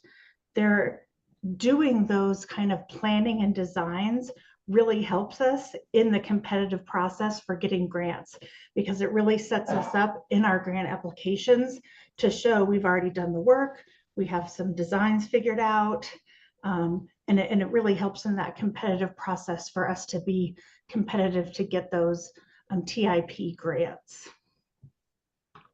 Some of the other programs that we receive grant funding for include the Highway Safety Improvement Program. HSIP is the acronym you'll hear for that. A couple of projects we have associated with that are some traffic signal upgrades and some pedestrian crossing treatments for improved safety. A few other programs are the transportation alternative programs. Our 19th Street project is an example of this, and we recently received another TAP, or Transportation Alternatives Program grant, for extending the multi-use path along Highway 36. Revitalizing Main Streets grants through CDOT is another program. Safe Routes to School. The Safe Routes to School program, we usually have an opportunity every 1 to 2 years. We currently have a project that has yet to be started for Manhattan Middle School and some of the pedestrian walkways, making it easier for students and parents to walk and get to school. And last is the Safe Streets for All program. This is a program where we received late in 2023 a $23 million grant, which is super exciting and funds various projects throughout the city over the next 4.5 years. And as Melanie mentioned earlier, a portion of the 30th Street will be funded by the Safe Streets for All. So by seeking out and applying for all of these various grant opportunities, we're able to leverage our funding and to complete more projects and larger projects. As Garrett likes to say, we use our grants to turn our nickels and dimes into dollars. So oftentimes our grants are funded 80% from the granting agency and 20% City of Boulder funds. So for example, if we invest $200,000 in a project and the grant invests $800,000, we have total project funding of $1 million. And so the City of Boulder's contribution of $200,000 results in a $1 million project, or multiplying our $200,000 investment by 5 times. And so we have done an outstanding job in the past, and I am sure we will continue to in the future, of seeking out these grant opportunities and really leveraging the dollars we have to stretch them and make them go as far as possible. So our next slide will shift, and since we've talked about how our CIP projects are funded, I want to spend a little bit of time talking about the expense side of things on our capital improvement program. So this graph is, it's basically showing our purchasing power over 3 different inflation scenarios. The blue line across the top is if our budget for our capital projects and capital maintenance programs are keeping up with inflation each year. And that means if we were able to purchase 100 widgets in year 1 for $1, in year 7, if our budgets are keeping up with inflation, we can still purchase 100 widgets. The second example is the orange line, and this shows if inflation was 5% every year and the budget remained flat. Basically, that would mean in year 1, with $1, we could purchase 100 widgets. But over 7 years, if we were not keeping up with inflation, in year 7, we'd only be able to purchase 75 widgets. And then to take that example a little bit further is the gray line, which represents average 10% inflation year over year. So again, in year 1, with our dollar, we can purchase 100 widgets, but if our budget is not keeping up with the 10% inflation, in year 7, we're only able to purchase 55 widgets. And so this mostly impacts our ongoing capital maintenance programs like pavement, bridges, sidewalks. And you should expect to see an increase each year in the CIP budget for ongoing capital maintenance programs. But it really shows if we're not increasing our budgets by inflation or more, the decrease in our purchasing power. The next slide delves into this in a little bit more detail with a different example. So this chart is showing the Colorado Construction Cost Index and the importance on our purchasing power for our CIP projects. So first, what I'd like you to focus on, because I know there's a lot on this chart, is the green line. The green line is showing the annual Colorado Construction Cost Index, and it's showing the actual increase for that year. And so in 2019, the Colorado construction costs went up by 5%. Then in 2020, construction costs went up by an additional 3%. And then in 2021, an additional 17%. And so we really have to add all of those percentages to see the cumulative effect of the capital construction index. And as you can see, based on the green line that shows the yearly increase, the capital construction costs have typically been significantly higher than the average inflation rates, with the highest increase that we saw was in 2022 of 20%.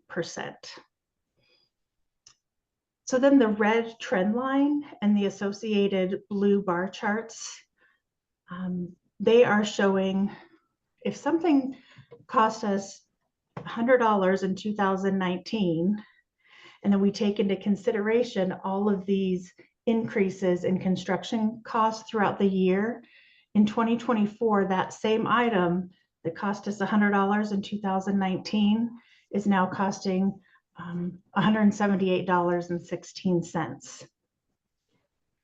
So all of this is to show that even though we have been increasing our capital maintenance program budgets by a few percentage points each year, and you should expect to see an increase each year for these programs in the future, the increases are not keeping up with the Colorado Construction Cost Index. So despite the budget increases, our purchasing power has decreased significantly so that we actually have less spending power today than we did in 2019. And that's just adding to our unfunded needs list. So last, I wanted to talk a little bit about the split in our capital improvement program between our programs and projects. This graph is showing that there is, well, of the $118 million in our 6-year capital improvement program, $62 million of the planned spending is in projects, which is 53% of the total, and approximately $55 million is for our capital maintenance programs, which is about 47% of the total. Historically, this split has been a little bit different. It's been closer to 50-50, but because of the large $23 million Safe Streets for All grant, it's skewing it a little bit so that it's 43% projects, 47% capital improvement programs. And next, I will hand it off to Lindsay, who will provide some additional information about our ongoing capital maintenance programs. Thanks, Karen. Can everyone hear me okay? Because I'm speaking through my phone. Is it good? We can hear you. Okay. Wonderful. So, hi everyone. I'm Lindsay Mers. I'm a civil engineering manager in the CIP work group. And I'm going to talk to you about our CIP programs. And so this table on the slide is just the overall view of the funding of the various programs from 2025 to the 2030 transportation CIP. And so listed some of these programs are the sidewalk and pedestrian programs, the multi-use path programs, pavement maintenance program, the major capital reconstruction program, the Vision Zero with the PMP integration is on there, and then our streetlight maintenance program. And so now I'm going to step through a few of these, but just know that table's there for your overall view. So I'm going to start with the pavement management program. So this program, we use this to keep our streets safe and in good condition. This includes that we're maintaining about 300 miles of streets, and we have to inspect all of them about every 3 years. And so these inspections help us understand the current condition and then use those inspections to plan where future repairs are going to be needed. So the pavement management program also supports other city efforts like Vision Zero and the core arterial network by including safety upgrades like bike lanes or better sidewalks. And so these are included into this annual street resurfacing projects or program. So for example, the improvements that were made on Baseline Road and on Moorhead Avenue. And so to decide which streets we're going to fix first, the PMP uses something called the Pavement Condition Index, or the PCI, which rates our streets from a scale of 1 to 100. And so if it gets a rating of 75 or above, we consider it good condition with no major repairs needed. If it gets a rating between 45 and 75, we consider it needing some structural work. And if a rating falls below 45, it most likely would need full replacement. And so we aim to keep our average street rating at 75 or higher, which is considered the good condition. And so the pavement management program is identified in the TMP as a priority 1 investment. So then the next program, we have several programs actually that focus on improving our sidewalks and pedestrian safety. And so these include the 3 listed here: the pedestrian facilities enhancements, which builds the missing sidewalk links, as well as connects enhancements to crossing treatments, the pedestrian facilities repair and replacement program, and then the sidewalk maintenance program.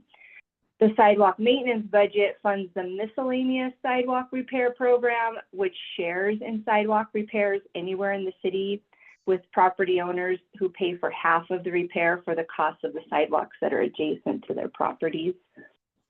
The pedestrian facilities budget is an ongoing funding program that includes the installation of missing sidewalk links and pedestrian crossing or the safety treatments. And so crossing treatment improvements are prioritized citywide, and these improvements can include things like medium refuge islands, crosswalk lighting, pedestrian signal signing, neck downs, flashing signs, those types of improvements. And so these programs are identified in the TMP as a priority 1 investment, and the various implementation locations are prioritized each year by using the condition level and then program guidance documents. And so then the other program we have is multi-use path programs, which include our multi-use path enhancement budget and then the multi-use path capital maintenance budget. And so these programs are dedicated to enhancing and maintaining the 80+ miles of paths that are within our city. And the maintenance budget is charged with providing major maintenance of the off-street multi-use path network. And this budget, those are types of activities such as replacing panels of concrete. We'll do flood proofing of underpasses. We'll redeck some of our pedestrian bridge using that maintenance budget. Whereas the enhancement budget is used to expand on the current path system to build our new paths, or we will sometimes convert existing sidewalks into paths. And so our enhancement budget is currently funding the Valmont Multi-Use Path Project, which is a CAN corridor project, and that project is currently in construction. And so these programs are identified in the TMP as a priority 1 investment, and the projects are prioritized using the condition level. We do pedestrian bridge inspection reports and then the maintenance frequency. And so then the major capital reconstruction program mainly supports our bridge asset management program, and the bridge asset management program funds repairs for around 300 major and minor bridges and structures that are aging or near the end of their lifespan. So this funding provides the ability to complete the capital repairs that are not typically eligible for the grant funding, such as lining our existing culvert pipes, or we'll apply waterproofing membranes on existing bridge structures, or we'll complete structural repairs to concrete and steel elements, as you can see on the top photo of a wing wall that collapsed into Goose Creek and will require replacement. So I'd like you to note that the minor and major structures don't only include the more commonly seen roadway bridges and ped bridges, but it includes all of the box culverts and the pipes that are under our roadways. And so this program is identified in the TMP as a priority 1 investment, and we use the Bridge Health Index to prioritize the work. And this index is a bridge performance measure to rate the overall health of our structures, and that rating is between a 1 and a 10. And so then finally, at the end of 2024, the city acquired all the streetlights from Xcel Energy, and it is now the responsibility of the city to maintain them. And so the Streetlight Capital Maintenance Program will fund this work. So as we transition from Xcel to city management, we are finding more issues than we expected, such as some corroded pipes or poles, or even damaged poles. And so we need to repair or replace these. And so to keep up, we need to expand the maintenance efforts and ensure there's dedicated funding to respond quickly when problems arise. And the map showing the current conversion progress is shown on this slide. This program is identified in the TMP as a priority 1 investment, and we're currently working on creating an inventory of the streetlight conditions to then prioritize the work. And I am now going to hand it off to Brian to speak about our project. Thanks, Lindsay. Good evening, everyone. My name is Brian Wiltshire, and I'm also a civil engineering manager in the Transportation and Mobility Group, primarily responsible for implementing CIP projects, and I'll be covering the Transportation CIP projects portion of tonight's presentation. This Transportation CIP project slide represents projects currently in the planning phase. The projects in construction, such as 19th Street and the Arapahoe multi-use path, aren't shown since they've already been funded in prior approved CIP years. The table you're seeing right now shows the budgeted amount for each project and in which year the funding will be received out to the year 2030. Next slide, please. This TIP local match and TIP implementation slide discusses the various funding sources, such as TAP, SRTS, SS4A, and HSIP. As we receive funding for these projects, the local match comes out of the T&M CIP budget and goes into each specific project. Next slide. I'm going to highlight a few key projects, not the entire CIP list, just the ones of broader interest to the public. The first project is the Baseline Road Phase 2 project. The first phase of Baseline was constructed in 2023 with the tall curb implementation. This project represents TMP investment priorities 1 and 2. Construction of this project is anticipated to begin in 2025 with total funding for the project at $3.9 million, with $3.1 million coming from grant funding. This project is part of the Core Arterial Network priority corridors. The project consists of protected intersection improvements. An example can be seen in the illustration in the lower right-hand corner of the screen, and safety improvements along the entire corridor. Next slide, please. The second project is the 30th Street preliminary design from Arapahoe to Iris. This project is looking at the next segment of the 30th Street corridor. The previous projects, the 30th and Colorado Underpass and the 30th Street bike lane improvements, came directly out of the 30th Street and Colorado Avenue corridor study project completed back in 2018. This current project also represents TMP investment priorities 1 and 2. Planning and design of this project began in 2024 with total funding for the project at $1.3 million, with $1.1 million of that coming from grant funding. Engagement and design will continue in 2025 with implementation projected to be 2026 and beyond using some of the recently awarded Safe Streets for All funding. This project is also part of the CAN and Safe Streets for All corridor. Next slide, please. The third project being presented tonight is the Broadway Intersection Improvements Project. The goals of this project is to study future conversion of the third lane of Broadway in each direction to a business access transit or BAT lane and improve transit at the Broadway Regent and Broadway Table Mesa intersections. This project is another CAN corridor that represents TMP investment priorities 1 and 2. The design of this project is expected to be completed in 2025 with construction in 2026. The city has received $4 million in grant funding for the project, with the total cost expected to reach $4.6 million. Next slide, please. Next up is the Central Avenue Bridge Replacement Project. This project will replace the existing bridges, both vehicle and pedestrian bridges, both of which have failing conditions currently, using an innovative construction delivery method to deliver the project as quickly as possible. This project represents TMP investment priority 1. Construction of the project is anticipated to begin in this summer or in fall of 2025. Total funding for the project comes in at $6 million, with funding coming in from the voter-approved Community Culture Resilience and Safety Tax. Next slide. The last project is the East Arapahoe Final Design Project. The goal of this project is to improve multimodal connectivity through the corridor from 28th Street to Foothills Parkway. East Arapahoe is part of the CAN SS4A corridors and represents TMP investment priorities 1 and 2. Construction of this project is anticipated to begin in 2026, with total funding for the project, which is design only at this point, at $2.9 million, with $2.7 million coming from federal CMAQ, STBG grants, and state MMO funds. Separate SS4A funds will be used for construction. Other efforts, including the electric undergrounding, multi-use path improvements, the CDOT overlay, and the BAT lane conversion, have also been coordinated closely to help deliver the East Arapahoe final design. Next slide. Okay, so what's up next? The May TAB meeting where staff will present the draft 2026-2031 CIP for review.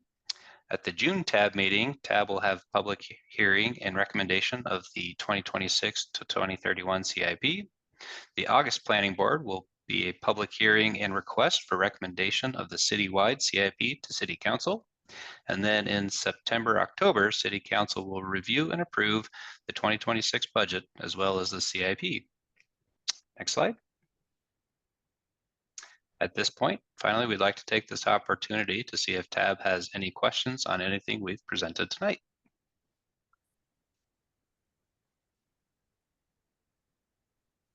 It looks like Darcy has a question, and well, thank you so much, everybody, Garrett, Karen, and Lindsay for this wonderful presentation, and Brian. Darcy, you want to go ahead and ask your question? Yeah, sure. Thanks. I put into the chat a link to a document about a proposed transportation maintenance fee, and I'm just curious about what the status is on that and the possibility of assessing that utility-based fee to help fund transportation in Boulder. Well, thank you, I don't know when that Darcy. study was done. Yeah. For that prompt to discuss that. Tonight is a great night to discuss that, because not only did we have this presentation from these leaders in our capital projects division at the department, we also I'm just so pleased to have Karen Steiner, our senior budget analyst, join us, and up for our next item under matters from staff, Charlotte Husky with our finance team at the city, to talk about the bigger picture at the city, the long-term financial strategy that is an organization-wide effort. So she's going to be offering a lot of context this evening for you all as TAB members. I will mention that this is what the link you put into the chat here, the idea of a fee that is collected for the maintenance of a transportation system is a topic that the city of Boulder has been discussing for many years. That was, I think, really work that was initiated long before the pandemic, was kind of put on pause during that time frame, just when we were all adapting to those changing conditions. But our department is really picking that work back up this year. We're excited to be really building from all of that very intensive work that was done, that is still very much relevant. And we're happy to speak to that tonight, maybe best framed after Charlotte's presentation under matters from staff, and happy to return to that, and then have the focus right now perhaps be a little bit more on the CIP and the overview that was provided this evening. But I completely understand the question. Is this something we are considering? And the answer is yes. And we'll have much more information to share on that actually next month as an agenda item for TAB. Great. Okay. Sorry for jumping the gun. And yeah, thank you for the great presentation on the CIP projects. I don't have specific questions about those. I'm just curious about how we're working to diversify the funding for all these projects.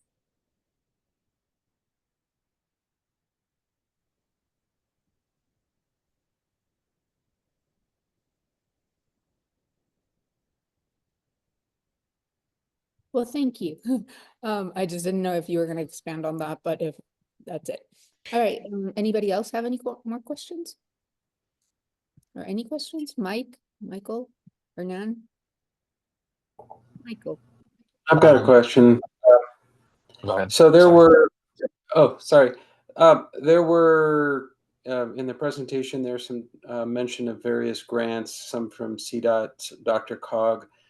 I'm kind of wondering, probably a newbie question, but how do you have a sense of how the changed priorities of the current administration in Washington would affect the funds that the state and Dr. Cog draw on? Are those revenues coming principally from within the state, or are they pulling from the federal government in a way that would sort of be passed down in terms of our prospects of getting those grants in the coming years?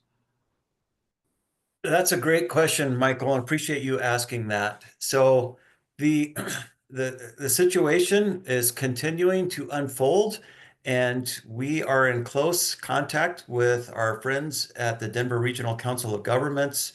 In fact, just last week, I was having a conversation with one of the regional planners there and asking if he had any insight as to how we expect federal dollars to flow to regional planning agencies in the next round of TIP. And right now, they don't have a sense of how things are going to play out. But they are expecting, what they do know is that funding levels will at least be at the level they were in the last round, which means we'd be losing ground, but it's, I guess, better than no funding, right? So we know that there will be some funding. We just don't know at what level the funding will be available as a federal pass-through to Dr. Cog for us to pursue. On a state level, the primary grant opportunities that we pursue were highlighted by Karen, such as Safe Routes to School, the Transportation Alternatives Program, and then sort of mixed into Dr. Cog TIP opportunities. They've also supplemented the regional transportation funds through the Multimodal Options Fund. And it looks like, and so things are very fluid and dynamic at the state legislature with the Multimodal Options Fund as well. There's an effort to try to sustain the funding that's there. So there's no guarantees, but we're optimistic that the legislature and the governor will find a way to continue to keep multimodal options funds in place. Those state multimodal options funds have been very helpful directly to the city of Boulder. They helped deliver the 28th and Colorado intersection project. They have helped fund the 30th Street project that's currently under construction. So we are hopeful that we'll be able to be competitive in pursuing those funds in the future, and crossing our fingers the legislature brings that to fruition. So a lot is changing. There's still a lot of uncertainty. I will also sort of give you this little bit of an indicator as to how things are going, in that the Safe Streets for All grant, the city was awarded in late 2023. There was uncertainty as to whether that was going to continue, and there was a notice of funding opportunity, a call for projects just in the last 2 weeks. So the current administration is continuing Safe Streets for All grant opportunities, which is a sign of encouragement. The selection criteria have changed a bit, but still, I think good news in there that those opportunities are continuing to be available. Thank you. Thank you so much, Garrett. Yeah, I think that pretty much says it. And it's, I don't know, I guess we just have to kind of navigate until we know more, assuming or hoping for the best. Hernan? You have a Yeah, I question? just had a question about that fee, but it seems like we're gonna be talking about it later, so I can just circle back to that later. Oh, Michael? Yeah, so I had another question about the plan to cope with inflation. You pointed out that the cost of construction is outstripped general inflation, and it seems like that's only likely to increase nationally, and in particular, some of the inputs in construction are likely to become more expensive because of ongoing trade wars at the national level. So, is there an effective estimated inflation rate that you're using as your assumptions when you're kind of mapping things out going forward? So you might have noticed as Lindsay was providing information about the capital maintenance programs that we were showing a general uptick each year in the different infrastructure asset classes. And we are currently programming 3%. And you're probably going, well, if you know it's more than that, why don't you program more? And that's because everything is a trade-off. So we know it's not mitigating all the inflation that we're fighting, but it's better than holding steady, and it gives us the resources to tackle other things because we have a whole lot of other needs and priorities within the department. And so if we were to tackle all the inflation for CIP, that's something we could do, but we probably wouldn't have any money to plow our snow and ice when we have winter precipitation events.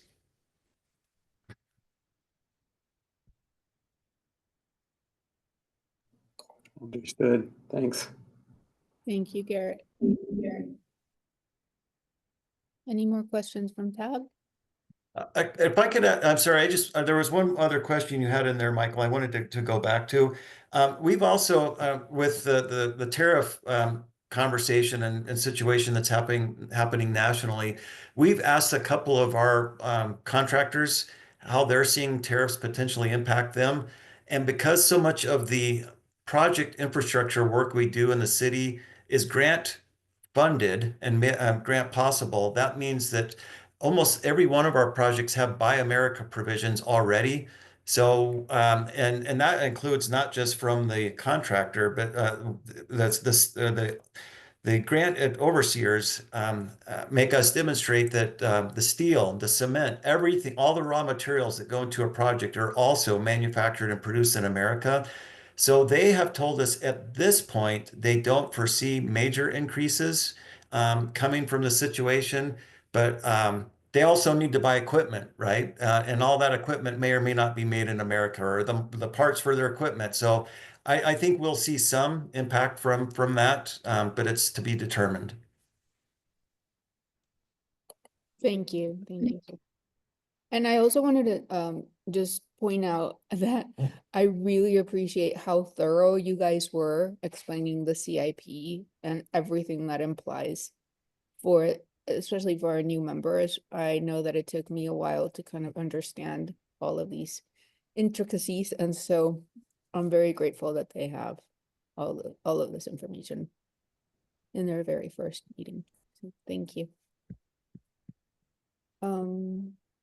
So Do we have anything else on the CIPs?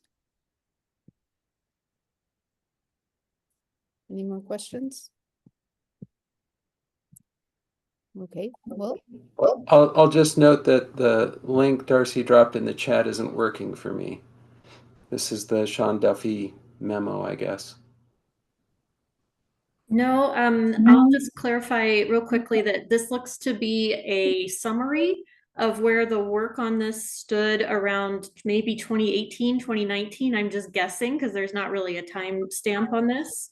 It looks like it's on an FHWA website. So we can provide this after the meeting if in case anyone else is having trouble accessing this link.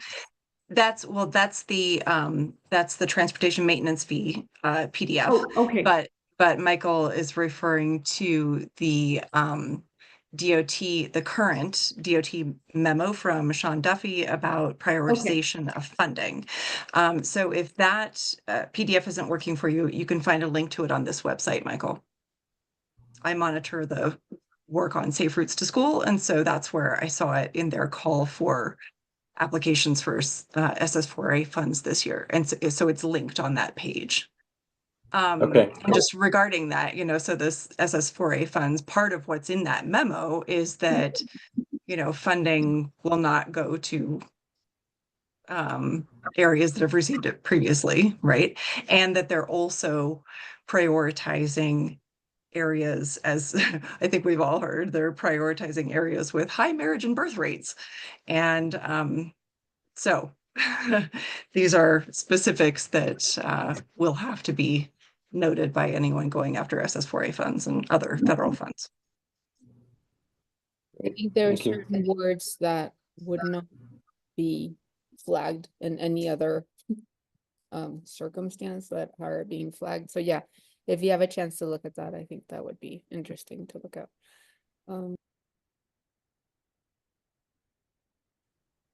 I guess we could move on to matters of the board. I mean, matters of from staff, sorry, is the next agenda item. Thank you, Trini. So as we mentioned earlier, in response to Darcy's question with the last item, we are really pleased to invite Charlotte Husky to present tonight about the city's citywide long-term financial strategy and I think the importance of this for TAB members. A lot of you on TAB that have been on the board for the last year may have heard me mention this several times since last fall, usually in the context of questions around if we wanted to fund something at a different level, how would that work? And what would the trade-offs be?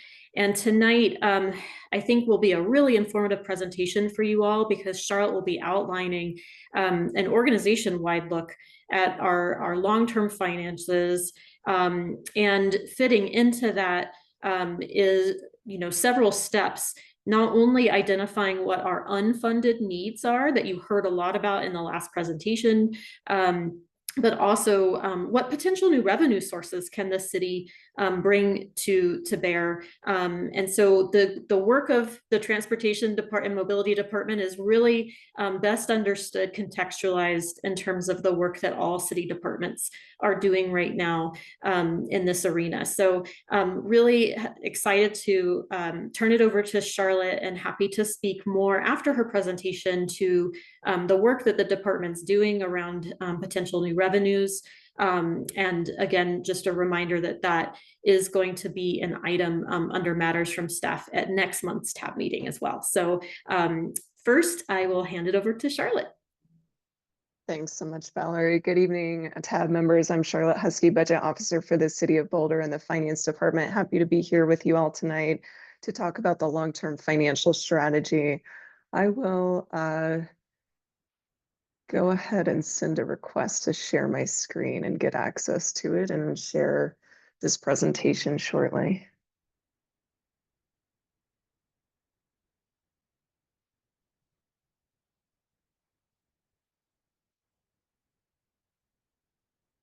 All right, can you all see the screen okay? Looks good.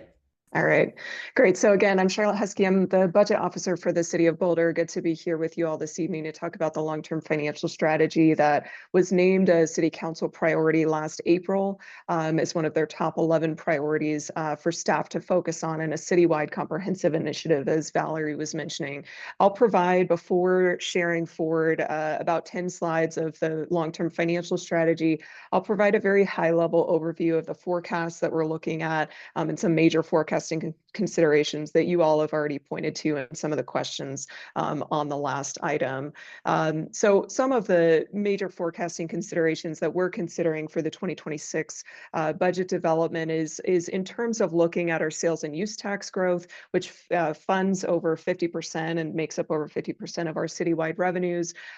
We recognize that there has been limited and slowing growth in sales and use tax over the past few years, and we're seeing the same and looking at our 2024 year-end numbers. And so in heading into 2026, we recognize again that we have limited ongoing revenues for new additive ongoing programs and services. You all pointed to the federal uncertainty that many questions are surrounding this piece of our forecast for 2026 and our budget development for 2026. Some of the main areas that we're looking at that you all have already mentioned are our federal awards that the city receives, both direct funding that the city receives, as well as indirect funding that might be helping to support some of our citywide goals and programs and services across the community. Tariffs are another consideration, particularly for the cost of capital infrastructure across our capital improvement program, holistically across the organization, and then potential impacts to consumption. And then finally, the last that we're really looking at are potential tax policy changes, particularly in the vein of the municipal tax exempt status that we have for debt issuances and the potential for higher cost of borrowing. Our focus for our forecasting for 2026 as well is really focused on the development of a long-term financial strategy, and I'll speak to that on the rest of these slides that I'll present on tonight, where we're looking at a multi-year tax ballot measure strategy, looking at potential tax ballot measures for 2025, and focusing on underfunded core services across the organization and unfunded services. We have a list currently of approximately $380 million in unfunded needs across the organization, and part of that is looking at transportation, public safety, parks assets, and really focusing on total cost of ownership within this discussion for our 2025 tax ballot measures. We're also focused on continued flexibility across all of our city funds and performing realignments of dollars toward prioritized program outcomes. Really, with all of these considerations in place, we're really focused on organizational resiliency, and the long-term financial strategy is a key part to that. So the long-term financial strategy was indicated a top city council priority in April of 2024 last year. And this is a citywide comprehensive strategy to help guide fiscal decision-making for the city of Boulder, as well as long-term financial health of the city. It builds upon prior policy recommendations that were brought forward by two Blue Ribbon Commission reports in 2008, as well as 2010, and a 2019 report called the Budgeting for Resilience Report. And these prior policy recommendations synthesized about 70 recommendations that we're incorporating into prioritizing and incorporating into the long-term financial strategy. But some of the key findings within these reports included calling for a comprehensive financial plan for the city of Boulder, cautioning the city's over-reliance on sales tax. I mentioned that sales tax is 50% of our overall revenues for the city of Boulder across the entire organization. It also cautioned against the dedication of funding sources. It recommended the identification of core city services as well as service level prioritization, and encouraged the development of an outcomes-based system for budgeting. And this is something on the last bullet point that we have been working as an organization to implement, and have fully implemented this as a framework for our budgeting approach for the organization. across the city.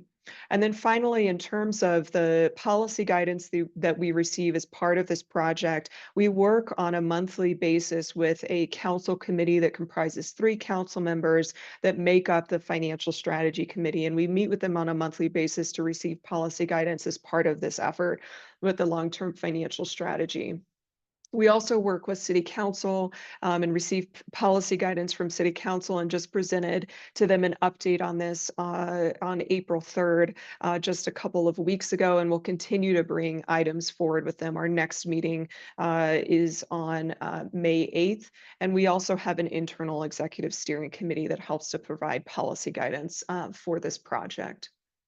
So the long-term financial strategy, current and future state, really what we're focused on here is recognizing that a high percentage of our revenues across the organization are dedicated. And what this means for us, as well as the recommendations that were brought forward as part of the Blue Ribbon Commission report and the Budgeting for Resilience report, is that this reduces our flexibility and ability to address needs of the moment and meet community priorities of the moment. And so in the future state and in this work of the long-term financial strategy, we're focused on increasing our flexibility of funding to meet emerging and changing needs.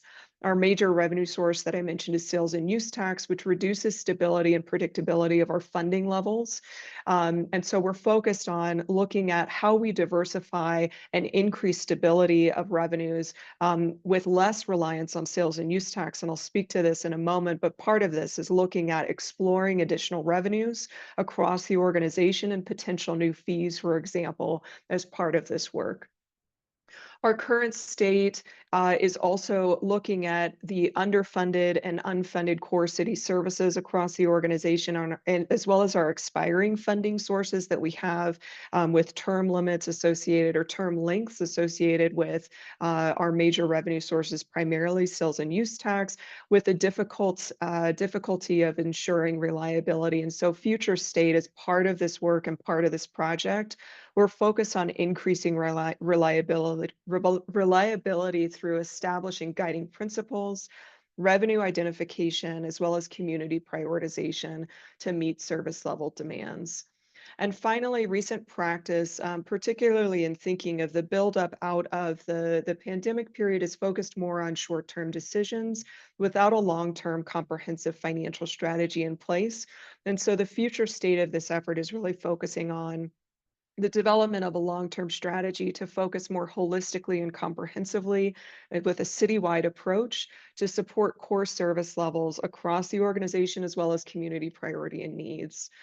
We have structured this project within 4 work streams or 4 primary sub-projects within our overarching comprehensive project. This includes the development of a long-term financial plan, a 5-year comprehensive plan underneath our first item here, our first work stream, the development of guiding principles for the organization and for this effort, as well as performing a current state inventory against the report recommendations that I mentioned. We had about 70 recommendations and have completed part of those and are incorporating other recommendations as part of this work within the long-term financial strategy.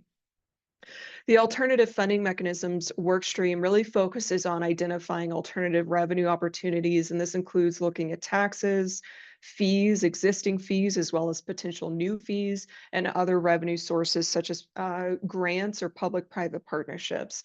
As part of this work stream in phase 2 of this work, we are asking departments across the organization citywide to identify revenue plans and a pathway for potential updates or exploring additional revenue opportunities. And so this is part of the work that you all were questioning about and speaking to as the transportation fee is one of these items that we're looking at as a potential option for diversification of our revenues and stability of our revenues and revenue sufficiency, which is a part of our guiding principles. Core service levels is focused on identifying the levels of service that the city should provide for programs and services, and we'll be performing a benchmarking analysis as well as community conversations that are yet to come this summer and fall as part of the Fund Our Future work, which is really a comprehensive engagement and holistic engagement conversation that we're interested in planning on having with the community. Again, that'll take place this summer and fall. And then finally, the multi-year ballot measure strategy workstream is focused on the development of a multi-year ballot measure framework for 2025 and considerations for potential tax ballot measures in 2026. We're also performing comprehensive community engagement as part of this work and part of Fund Our Future. The long-term financial strategy, as part of the work that I mentioned, we meet monthly with the Financial Strategy Council Committee and developed guiding principles as part of this initiative.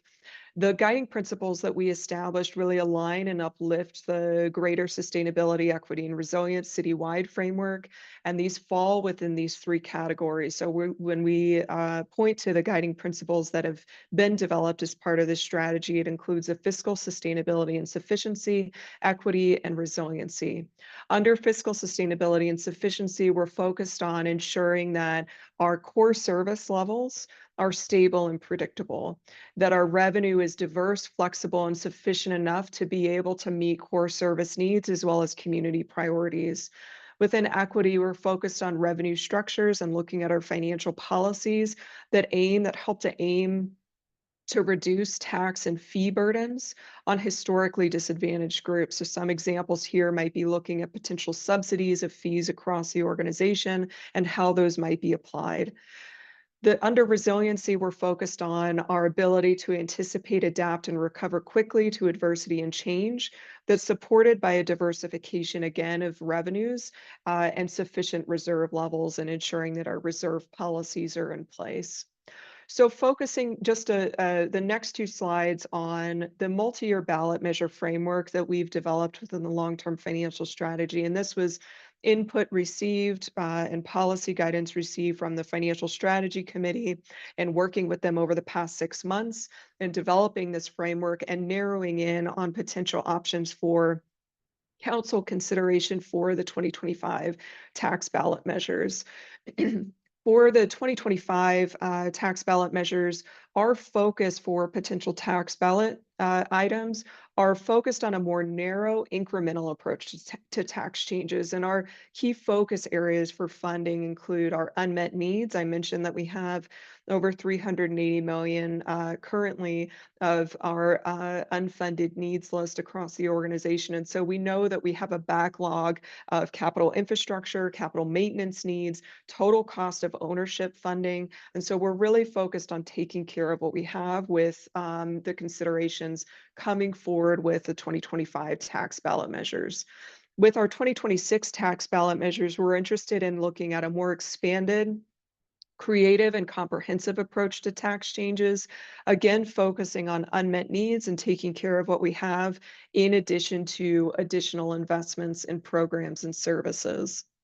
And so we performed, as part of phase 1 of this work, conversations and synthesis and analysis, staff analysis, and looking at ballot measure history, as well as looking at our unfunded needs list, our backlog of unfunded needs list, as well as the dedication of funding sources across the Front Range and comparable cities. And we narrowed in on 2 potential options that ultimately the Financial Strategy Committee brought forward to City Council for recommendation. And these 2 tax ballot measures for consideration for 2025 include an extension of the existing 0.3% community, culture, resilience, and safety sales and use tax from 2036 to 2050, or considering an extension permanently, to continue to support city infrastructure and maintenance projects, as well as nonprofit capacity building and capital investments. 90% of these sales and use tax revenues are dedicated towards city projects, city infrastructure projects, city supplemental capital maintenance projects, and 10% of these revenues are supporting nonprofit capacity building and capital investments. The second item that the Financial Strategy Committee narrowed in on is the exploration of a creation of a public realm tax.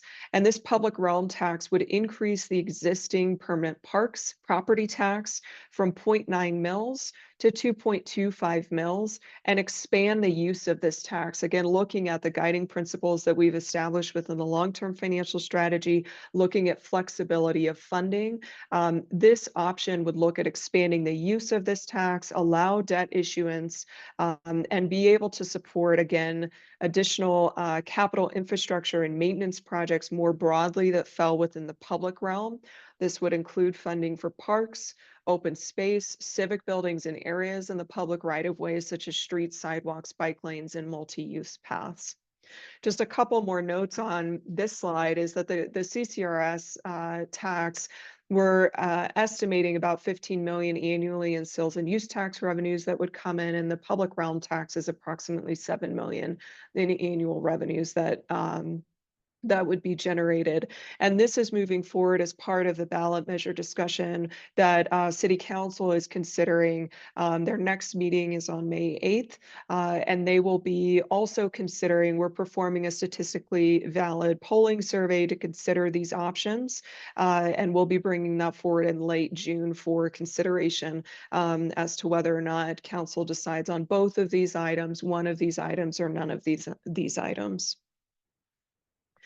Shifting gears for the last two slides, but part of the work that we're doing within the long-term financial strategy is setting up community conversations that are planned to take place this summer and fall. And this will be called Fund Our Future. And these will be community conversations on service level priorities that we're interested in inviting you all to the table as part of these conversations as well. And this is really looking at and focused on receiving input from a diverse range of stakeholders to be able to have an understanding of trade-off of priorities and looking at the service levels that we provide across the organization for all of the programs and services and functions that we provide across the organization. We're also looking to, as part of this effort to Fund Our Future, educate the public on the city's budget as well as our financial constraints. We'll plan to perform another statistically valid polling survey for 2026 potential tax ballot measures, and these discussions will help to inform the tax ballot measures for consideration for 2026. In terms of timeline for the Fund Our Future within the long-term financial strategy, we're here in the April and May time period with previews to board and commissions as well as community groups. June 12th is where we'll be having a community and council forum that will take place during a city council meeting that evening on June 12th, and that will help to set the framework for much of the discussions to come in the summer and fall between July and October of this year, with community conversations, in-person and virtual information and input sessions, and online platform feedback that we'll receive through various platforms such as Be Heard Boulder. In January and March of next year, we'll be bringing forward and performing the 2026 polling survey and completing our staff analysis related to additional revenue potential revenue streams, particularly looking at potential taxes for 2026. And then in May of 2026 is when we'll be providing an update to City Council on the long-term financial strategy with particular focus on potential tax ballot measures for council consideration. So that wraps up the end of my presentation. I'm happy to take any questions, but again, looking forward to inviting you all to continue in this discussion as we move forward throughout the process of the long-term financial strategy. Thank you so much, Charlotte. Do any of my TAB colleagues have any questions for Charlotte? This was a very, very extensive presentation, and it looks like almost everybody has questions. So Mike Mills, that's the first hand I saw. So just have some comments. I want to thank the staff for presenting such a clear and realistic view of our funding situation in both the short and the long term. I was particularly concerned in the memo about the expiration of a 0.51% sales tax in 2029. I'm sure that's motivating a lot of this, and would shift our ability to pursue and match external grants, not just for individual projects, but for our ability to maintain momentum on Vision Zero and the core arterial network.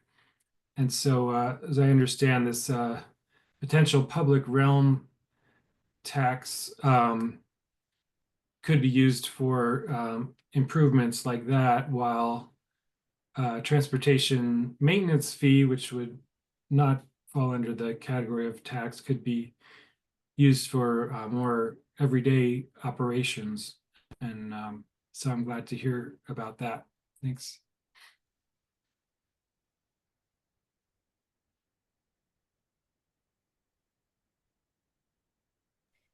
So You're Mike, muted. is there a specific question that you want us to address tonight? Would it be helpful to share any additional information, or we can also just consider your comments there?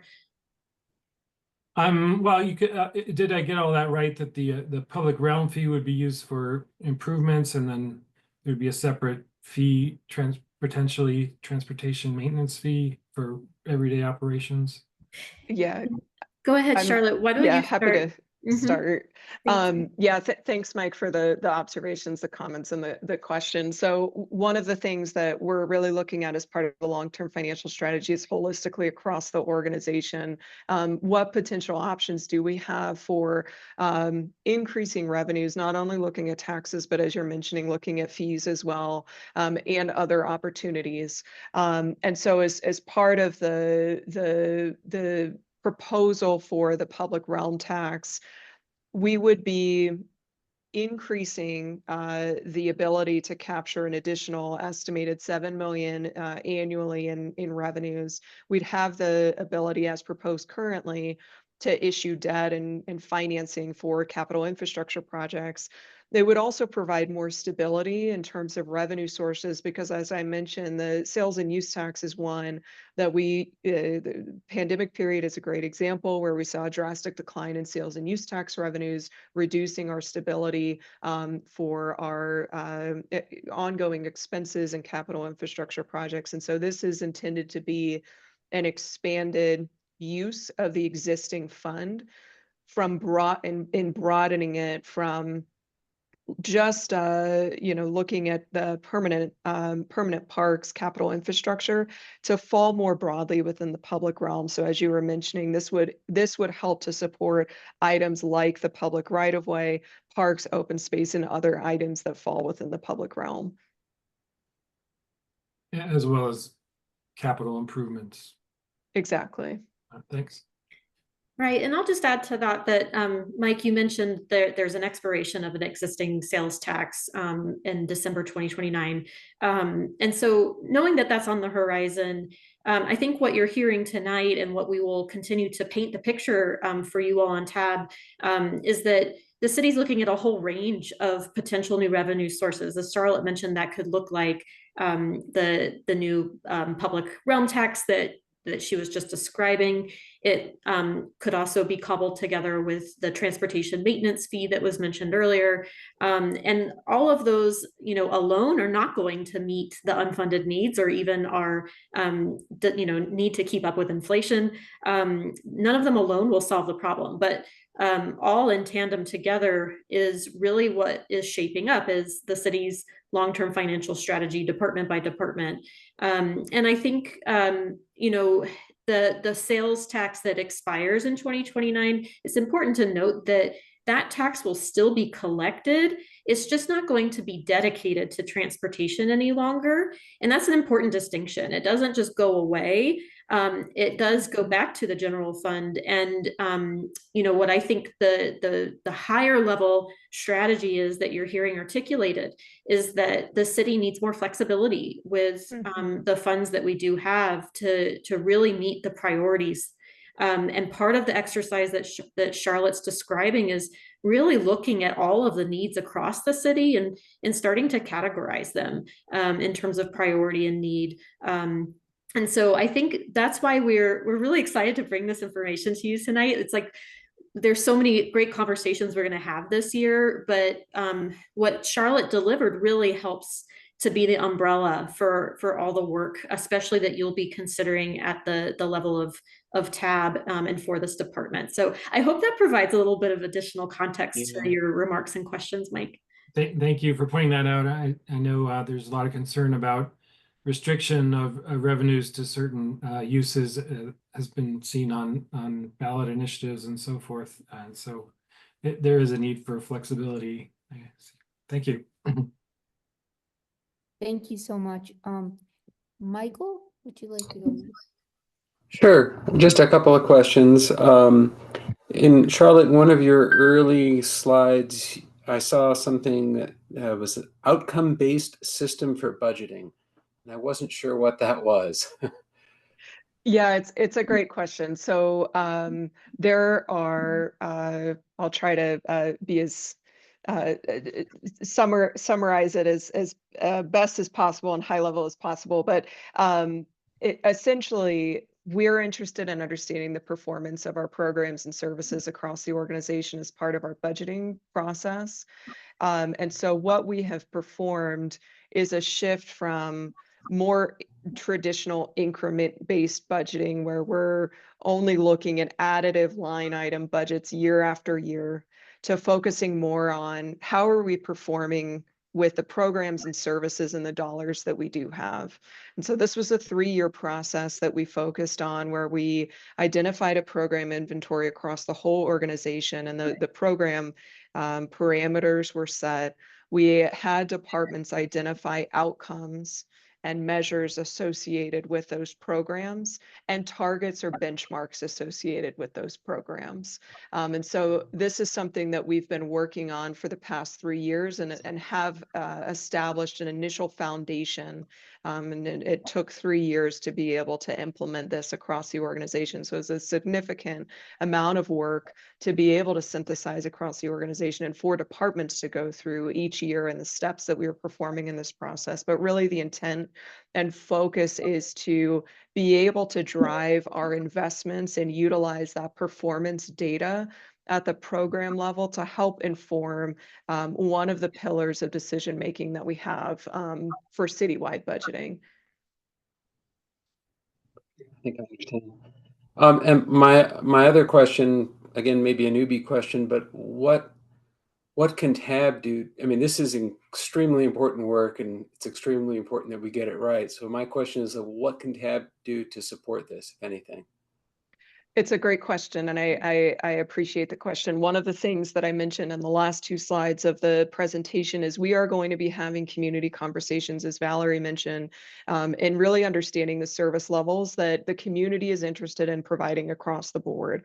We recognize that we have a significant unfunded needs list, and we know that there are interests in the community to fund particular items, or to fund service levels at particular service levels. And so what we're really interested in having is a community conversation this summer and fall that is holistic. So we invite you all to the table. We invite you all to those conversations, and share forward the engagement opportunities that we're going to be having, and information and input sessions that we'll be having. It would be great to be able to ensure that we have holistic and comprehensive engagement opportunities as part of this work. Thank you, Charlotte. Yeah, that makes a lot of sense. I think, I don't know if you have anything else, Michael, but I think that pretty much captures what we could do, right? I mean, show up, basically. Hernan, it looks like you have had your hand up for a very long time. Yeah, I just had a quick question. Will this fee be similar, or it's like the same concept as the climate action tax that was passed 2-3 years ago? It's like similar idea? Is the fee that you're mentioning the transportation fee consideration, Yeah, or the public realm tax? I guess both. Like what you guys mentioned, you want to put in the ballot. It's a similar process in that the city of Boulder is considering tax changes, and so those will Mhm. come forward on the November ballot for voter consideration. They are different tax structures, though. The climate tax was a consolidation of a former utility occupation tax and a climate action plan fee, I Yeah, believe, and yeah. consolidated those and changed the structure. This tax that the two taxes that we're looking at is an extension of the existing sales and use tax, as well as a expansion of property tax and expanding the use of that tax. The fee would be different in that it wouldn't be structured in the same way. It wouldn't be considered a tax, and it would help to support the cost of government services. That's how the distinction between taxes and fees typically are. And Valerie, I don't know if you want to speak any more to that piece. Yeah, thanks, Charlotte. That was a great explanation. And Hernan, to answer your question, what we will be bringing to TAB next month is an overview on a study, which will be establishing a legal nexus for the transportation maintenance fee, just as Charlotte described. And that study, we've been kind of developing a scope of work for that and have selected a consultant to initiate that study. And so that's what we would love to go into more detail with you all next month, is what that study will do. And then part of what I would just mention tonight is that the study is really going to help describe and define what the fee might be used for, what kind of uses. And that will also help establish, really calibrating what level of fee is reasonable and feasible, and how establishing how it will meet our needs and some of our needs in the department. So not all of our needs, but some of our maintenance needs. As Charlotte described, that's more, things that are operational or maintenance in nature, such as snow and ice response or street sweeping, things like that, right? So again, yeah, happy to speak more to that next month, but if you have other questions tonight, I can give it a stab. No, that's good. I just wanted to understand the context, so I'm good. Thank you. That was a good answer. Well, thank you. So unless Darcy has any questions, I think we can move on to matters, or are there any more matters from the staff, Valerie? Before I move forward. That's all for tonight. Thank you, Trini. Awesome. Well, Thanks so much. So does anybody have any matters from the board that they'd like to bring forward? Nope. Well, so. Sorry, are we talking about matters from us? Sorry, my son was interrupting me. Sorry. If you want to bring I wanted to bring up something I witnessed today. I witnessed a close call at 55th and Baseline. A young person, maybe young high school or middle school, on a class 3 e-bike coming up to the intersection at 55th and Baseline in a car turning right on red. And this young person almost got hit and was really startled. And it was really hard to witness. And I was like 3 cars back. I had picked up my car from the shop and was driving home. And yeah, I just want, so it's things like that don't get reported, right? I don't know if anybody would have, I guess I could have reported it, but I don't think that kid reported it or that the driver reported it. And I just want us to be really aware that these things are happening more often than are in our reports. And yes, there are a lot of crashes, which is tragic, and we need to reduce those, but we also need to reduce the opportunity for close calls like that. So. And could you tell who was at fault, or was it just? No, all I saw, well, it's interesting, right? The driver was turning right on red, and but I didn't see the young person's approach to the intersection. I didn't witness that. I didn't notice that. I didn't notice it until the collision almost happened. So, yeah. Yeah, it's terrifying. Which brings me, do we have an update on the cyclist that was hit earlier this month? On what was the name? Spine, I think was the name of the NJ.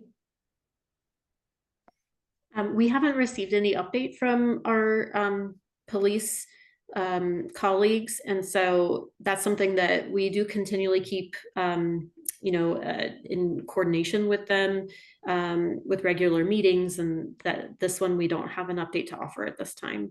And Trini, I'm happy to offer some thoughts on the first description of what Darcy had described, if that's of desire. Yeah, that would be great if you'd like to do that.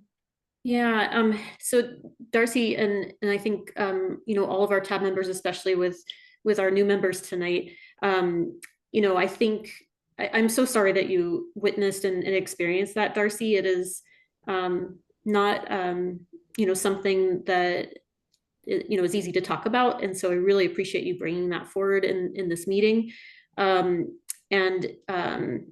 It is very helpful for us to hear about these types of incidents, and so thank you for offering that. One thing I will just quickly mention, I know we've talked about it at previous tab meetings, is that Darcy's absolutely right that these types of incidents that don't result in some kind of injury or police report, they are not showing up in that data, and that is a fact, and that is why we did implement a close calls form that is reviewed by our staff, and is something that we regularly take a look at to see if there are patterns that we should be aware of to monitor. So we really encourage anyone on tab, any member of the public, anyone listening tonight, that if you do witness a close call like that, we welcome that data point in our close calls form, and I'm happy to put the link in the chat in a little bit. Yeah, thank you, Valerie. Appreciate it. Yes, thank you, Valerie, so much. Michael? I was just wondering if that close calls form is part of Inquire. Is it accessible there? Because that's probably where I would think typically to go. It is, yes. It is. Okay. And then I guess follow up is my ongoing petition for there to be a favorites tool in Inquire, because I find that there's like 2 or 3 things that I'm always using Inquire for, and I've got to scroll through this super long list and remember what it was called, whatever the item was, whatever the category was, and that functions as a disincentive to actually use the tool, which I feel bad about, but I would certainly do it if I could. If I could favorite something like that, I would definitely use that pretty regularly. Thank you for that. If I might, Trini, I'll just mention that idea of bookmarking. There are links to those specific topic areas, so you don't have to kind of go through the homepage all the way through all of those clicks. And so that would be a fantastic idea, is to bookmark that unique link to that topic. And if anyone needs a tutorial, I'm happy to share that with you offline. Thank you so much, Valerie. Mike Mills? Yeah, my only comment is just once again to welcome our new members, Michael and Hernan, and say I was very impressed with your comments at your first meeting. Over the last 2 years, I've gotten to know Michael, and so I've always been impressed by his dedication and attention. And hadn't had any interaction with Hernan before, and I'm just very impressed with your comments and observations tonight. Yeah, me too. And I wanted to extend, I don't know if this actually happened, but I just, as an anecdote, I mean, when I first joined Tab, I was just so overwhelmed by the amount of acronyms, not being immersed in the transportation universe, which, I came to a board where basically everybody was very heavily, if they were not engineers, they were like incredibly submerged in this lexic. And so it took me a while to understand what on earth people were talking about. I was like literally Googling things as people were speaking. So hopefully that was something that did not happen tonight. I think things flowed and it was a great meeting. So yeah, I'm a federal employee. We know about acronyms. I was gonna say the same thing. I've worked for the government, so yeah, it's like tons of Like acronyms. every other word was an acronym. I was like, what is it? It's also good to be back Very up well to prepared. good to be back up to a full 5 members again after a number of months. Yes, it's very nice and it's very well balanced. I think that there's voices that are represented in many different ways, and I think that's really cool. I agree. So and with that, I think now we have future agenda topics for our May meeting. So we have a public hearing and tab recommendation, access management and parking strategy. So code and policy enhancements. I don't know if we want to talk about that. We also have, we have to review and appoint tab representatives for the Vision Zero Community Partnership Committee. I've been doing that and I love doing that. So if anybody wants to join me, that would be great.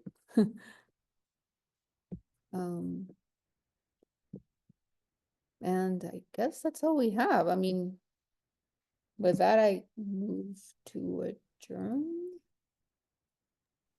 Second. And we always mess this up. What was the third part, Darcy? So everybody that is in agreement, say aye. And I think with that, we're done. And thank you so much, everybody. Thank you to all the staff. I think we had a wonderful, very, very illustrative session, and I'm looking forward to next month. And if we have any questions or anything, please feel free to email me or anybody at the staff. And good night. Thanks, Trini. Good job on your first meeting as chair. Yeah, thank you. Good job. Yeah. See you guys. Thanks, everyone. Good to see you. Well, Bye. Good night.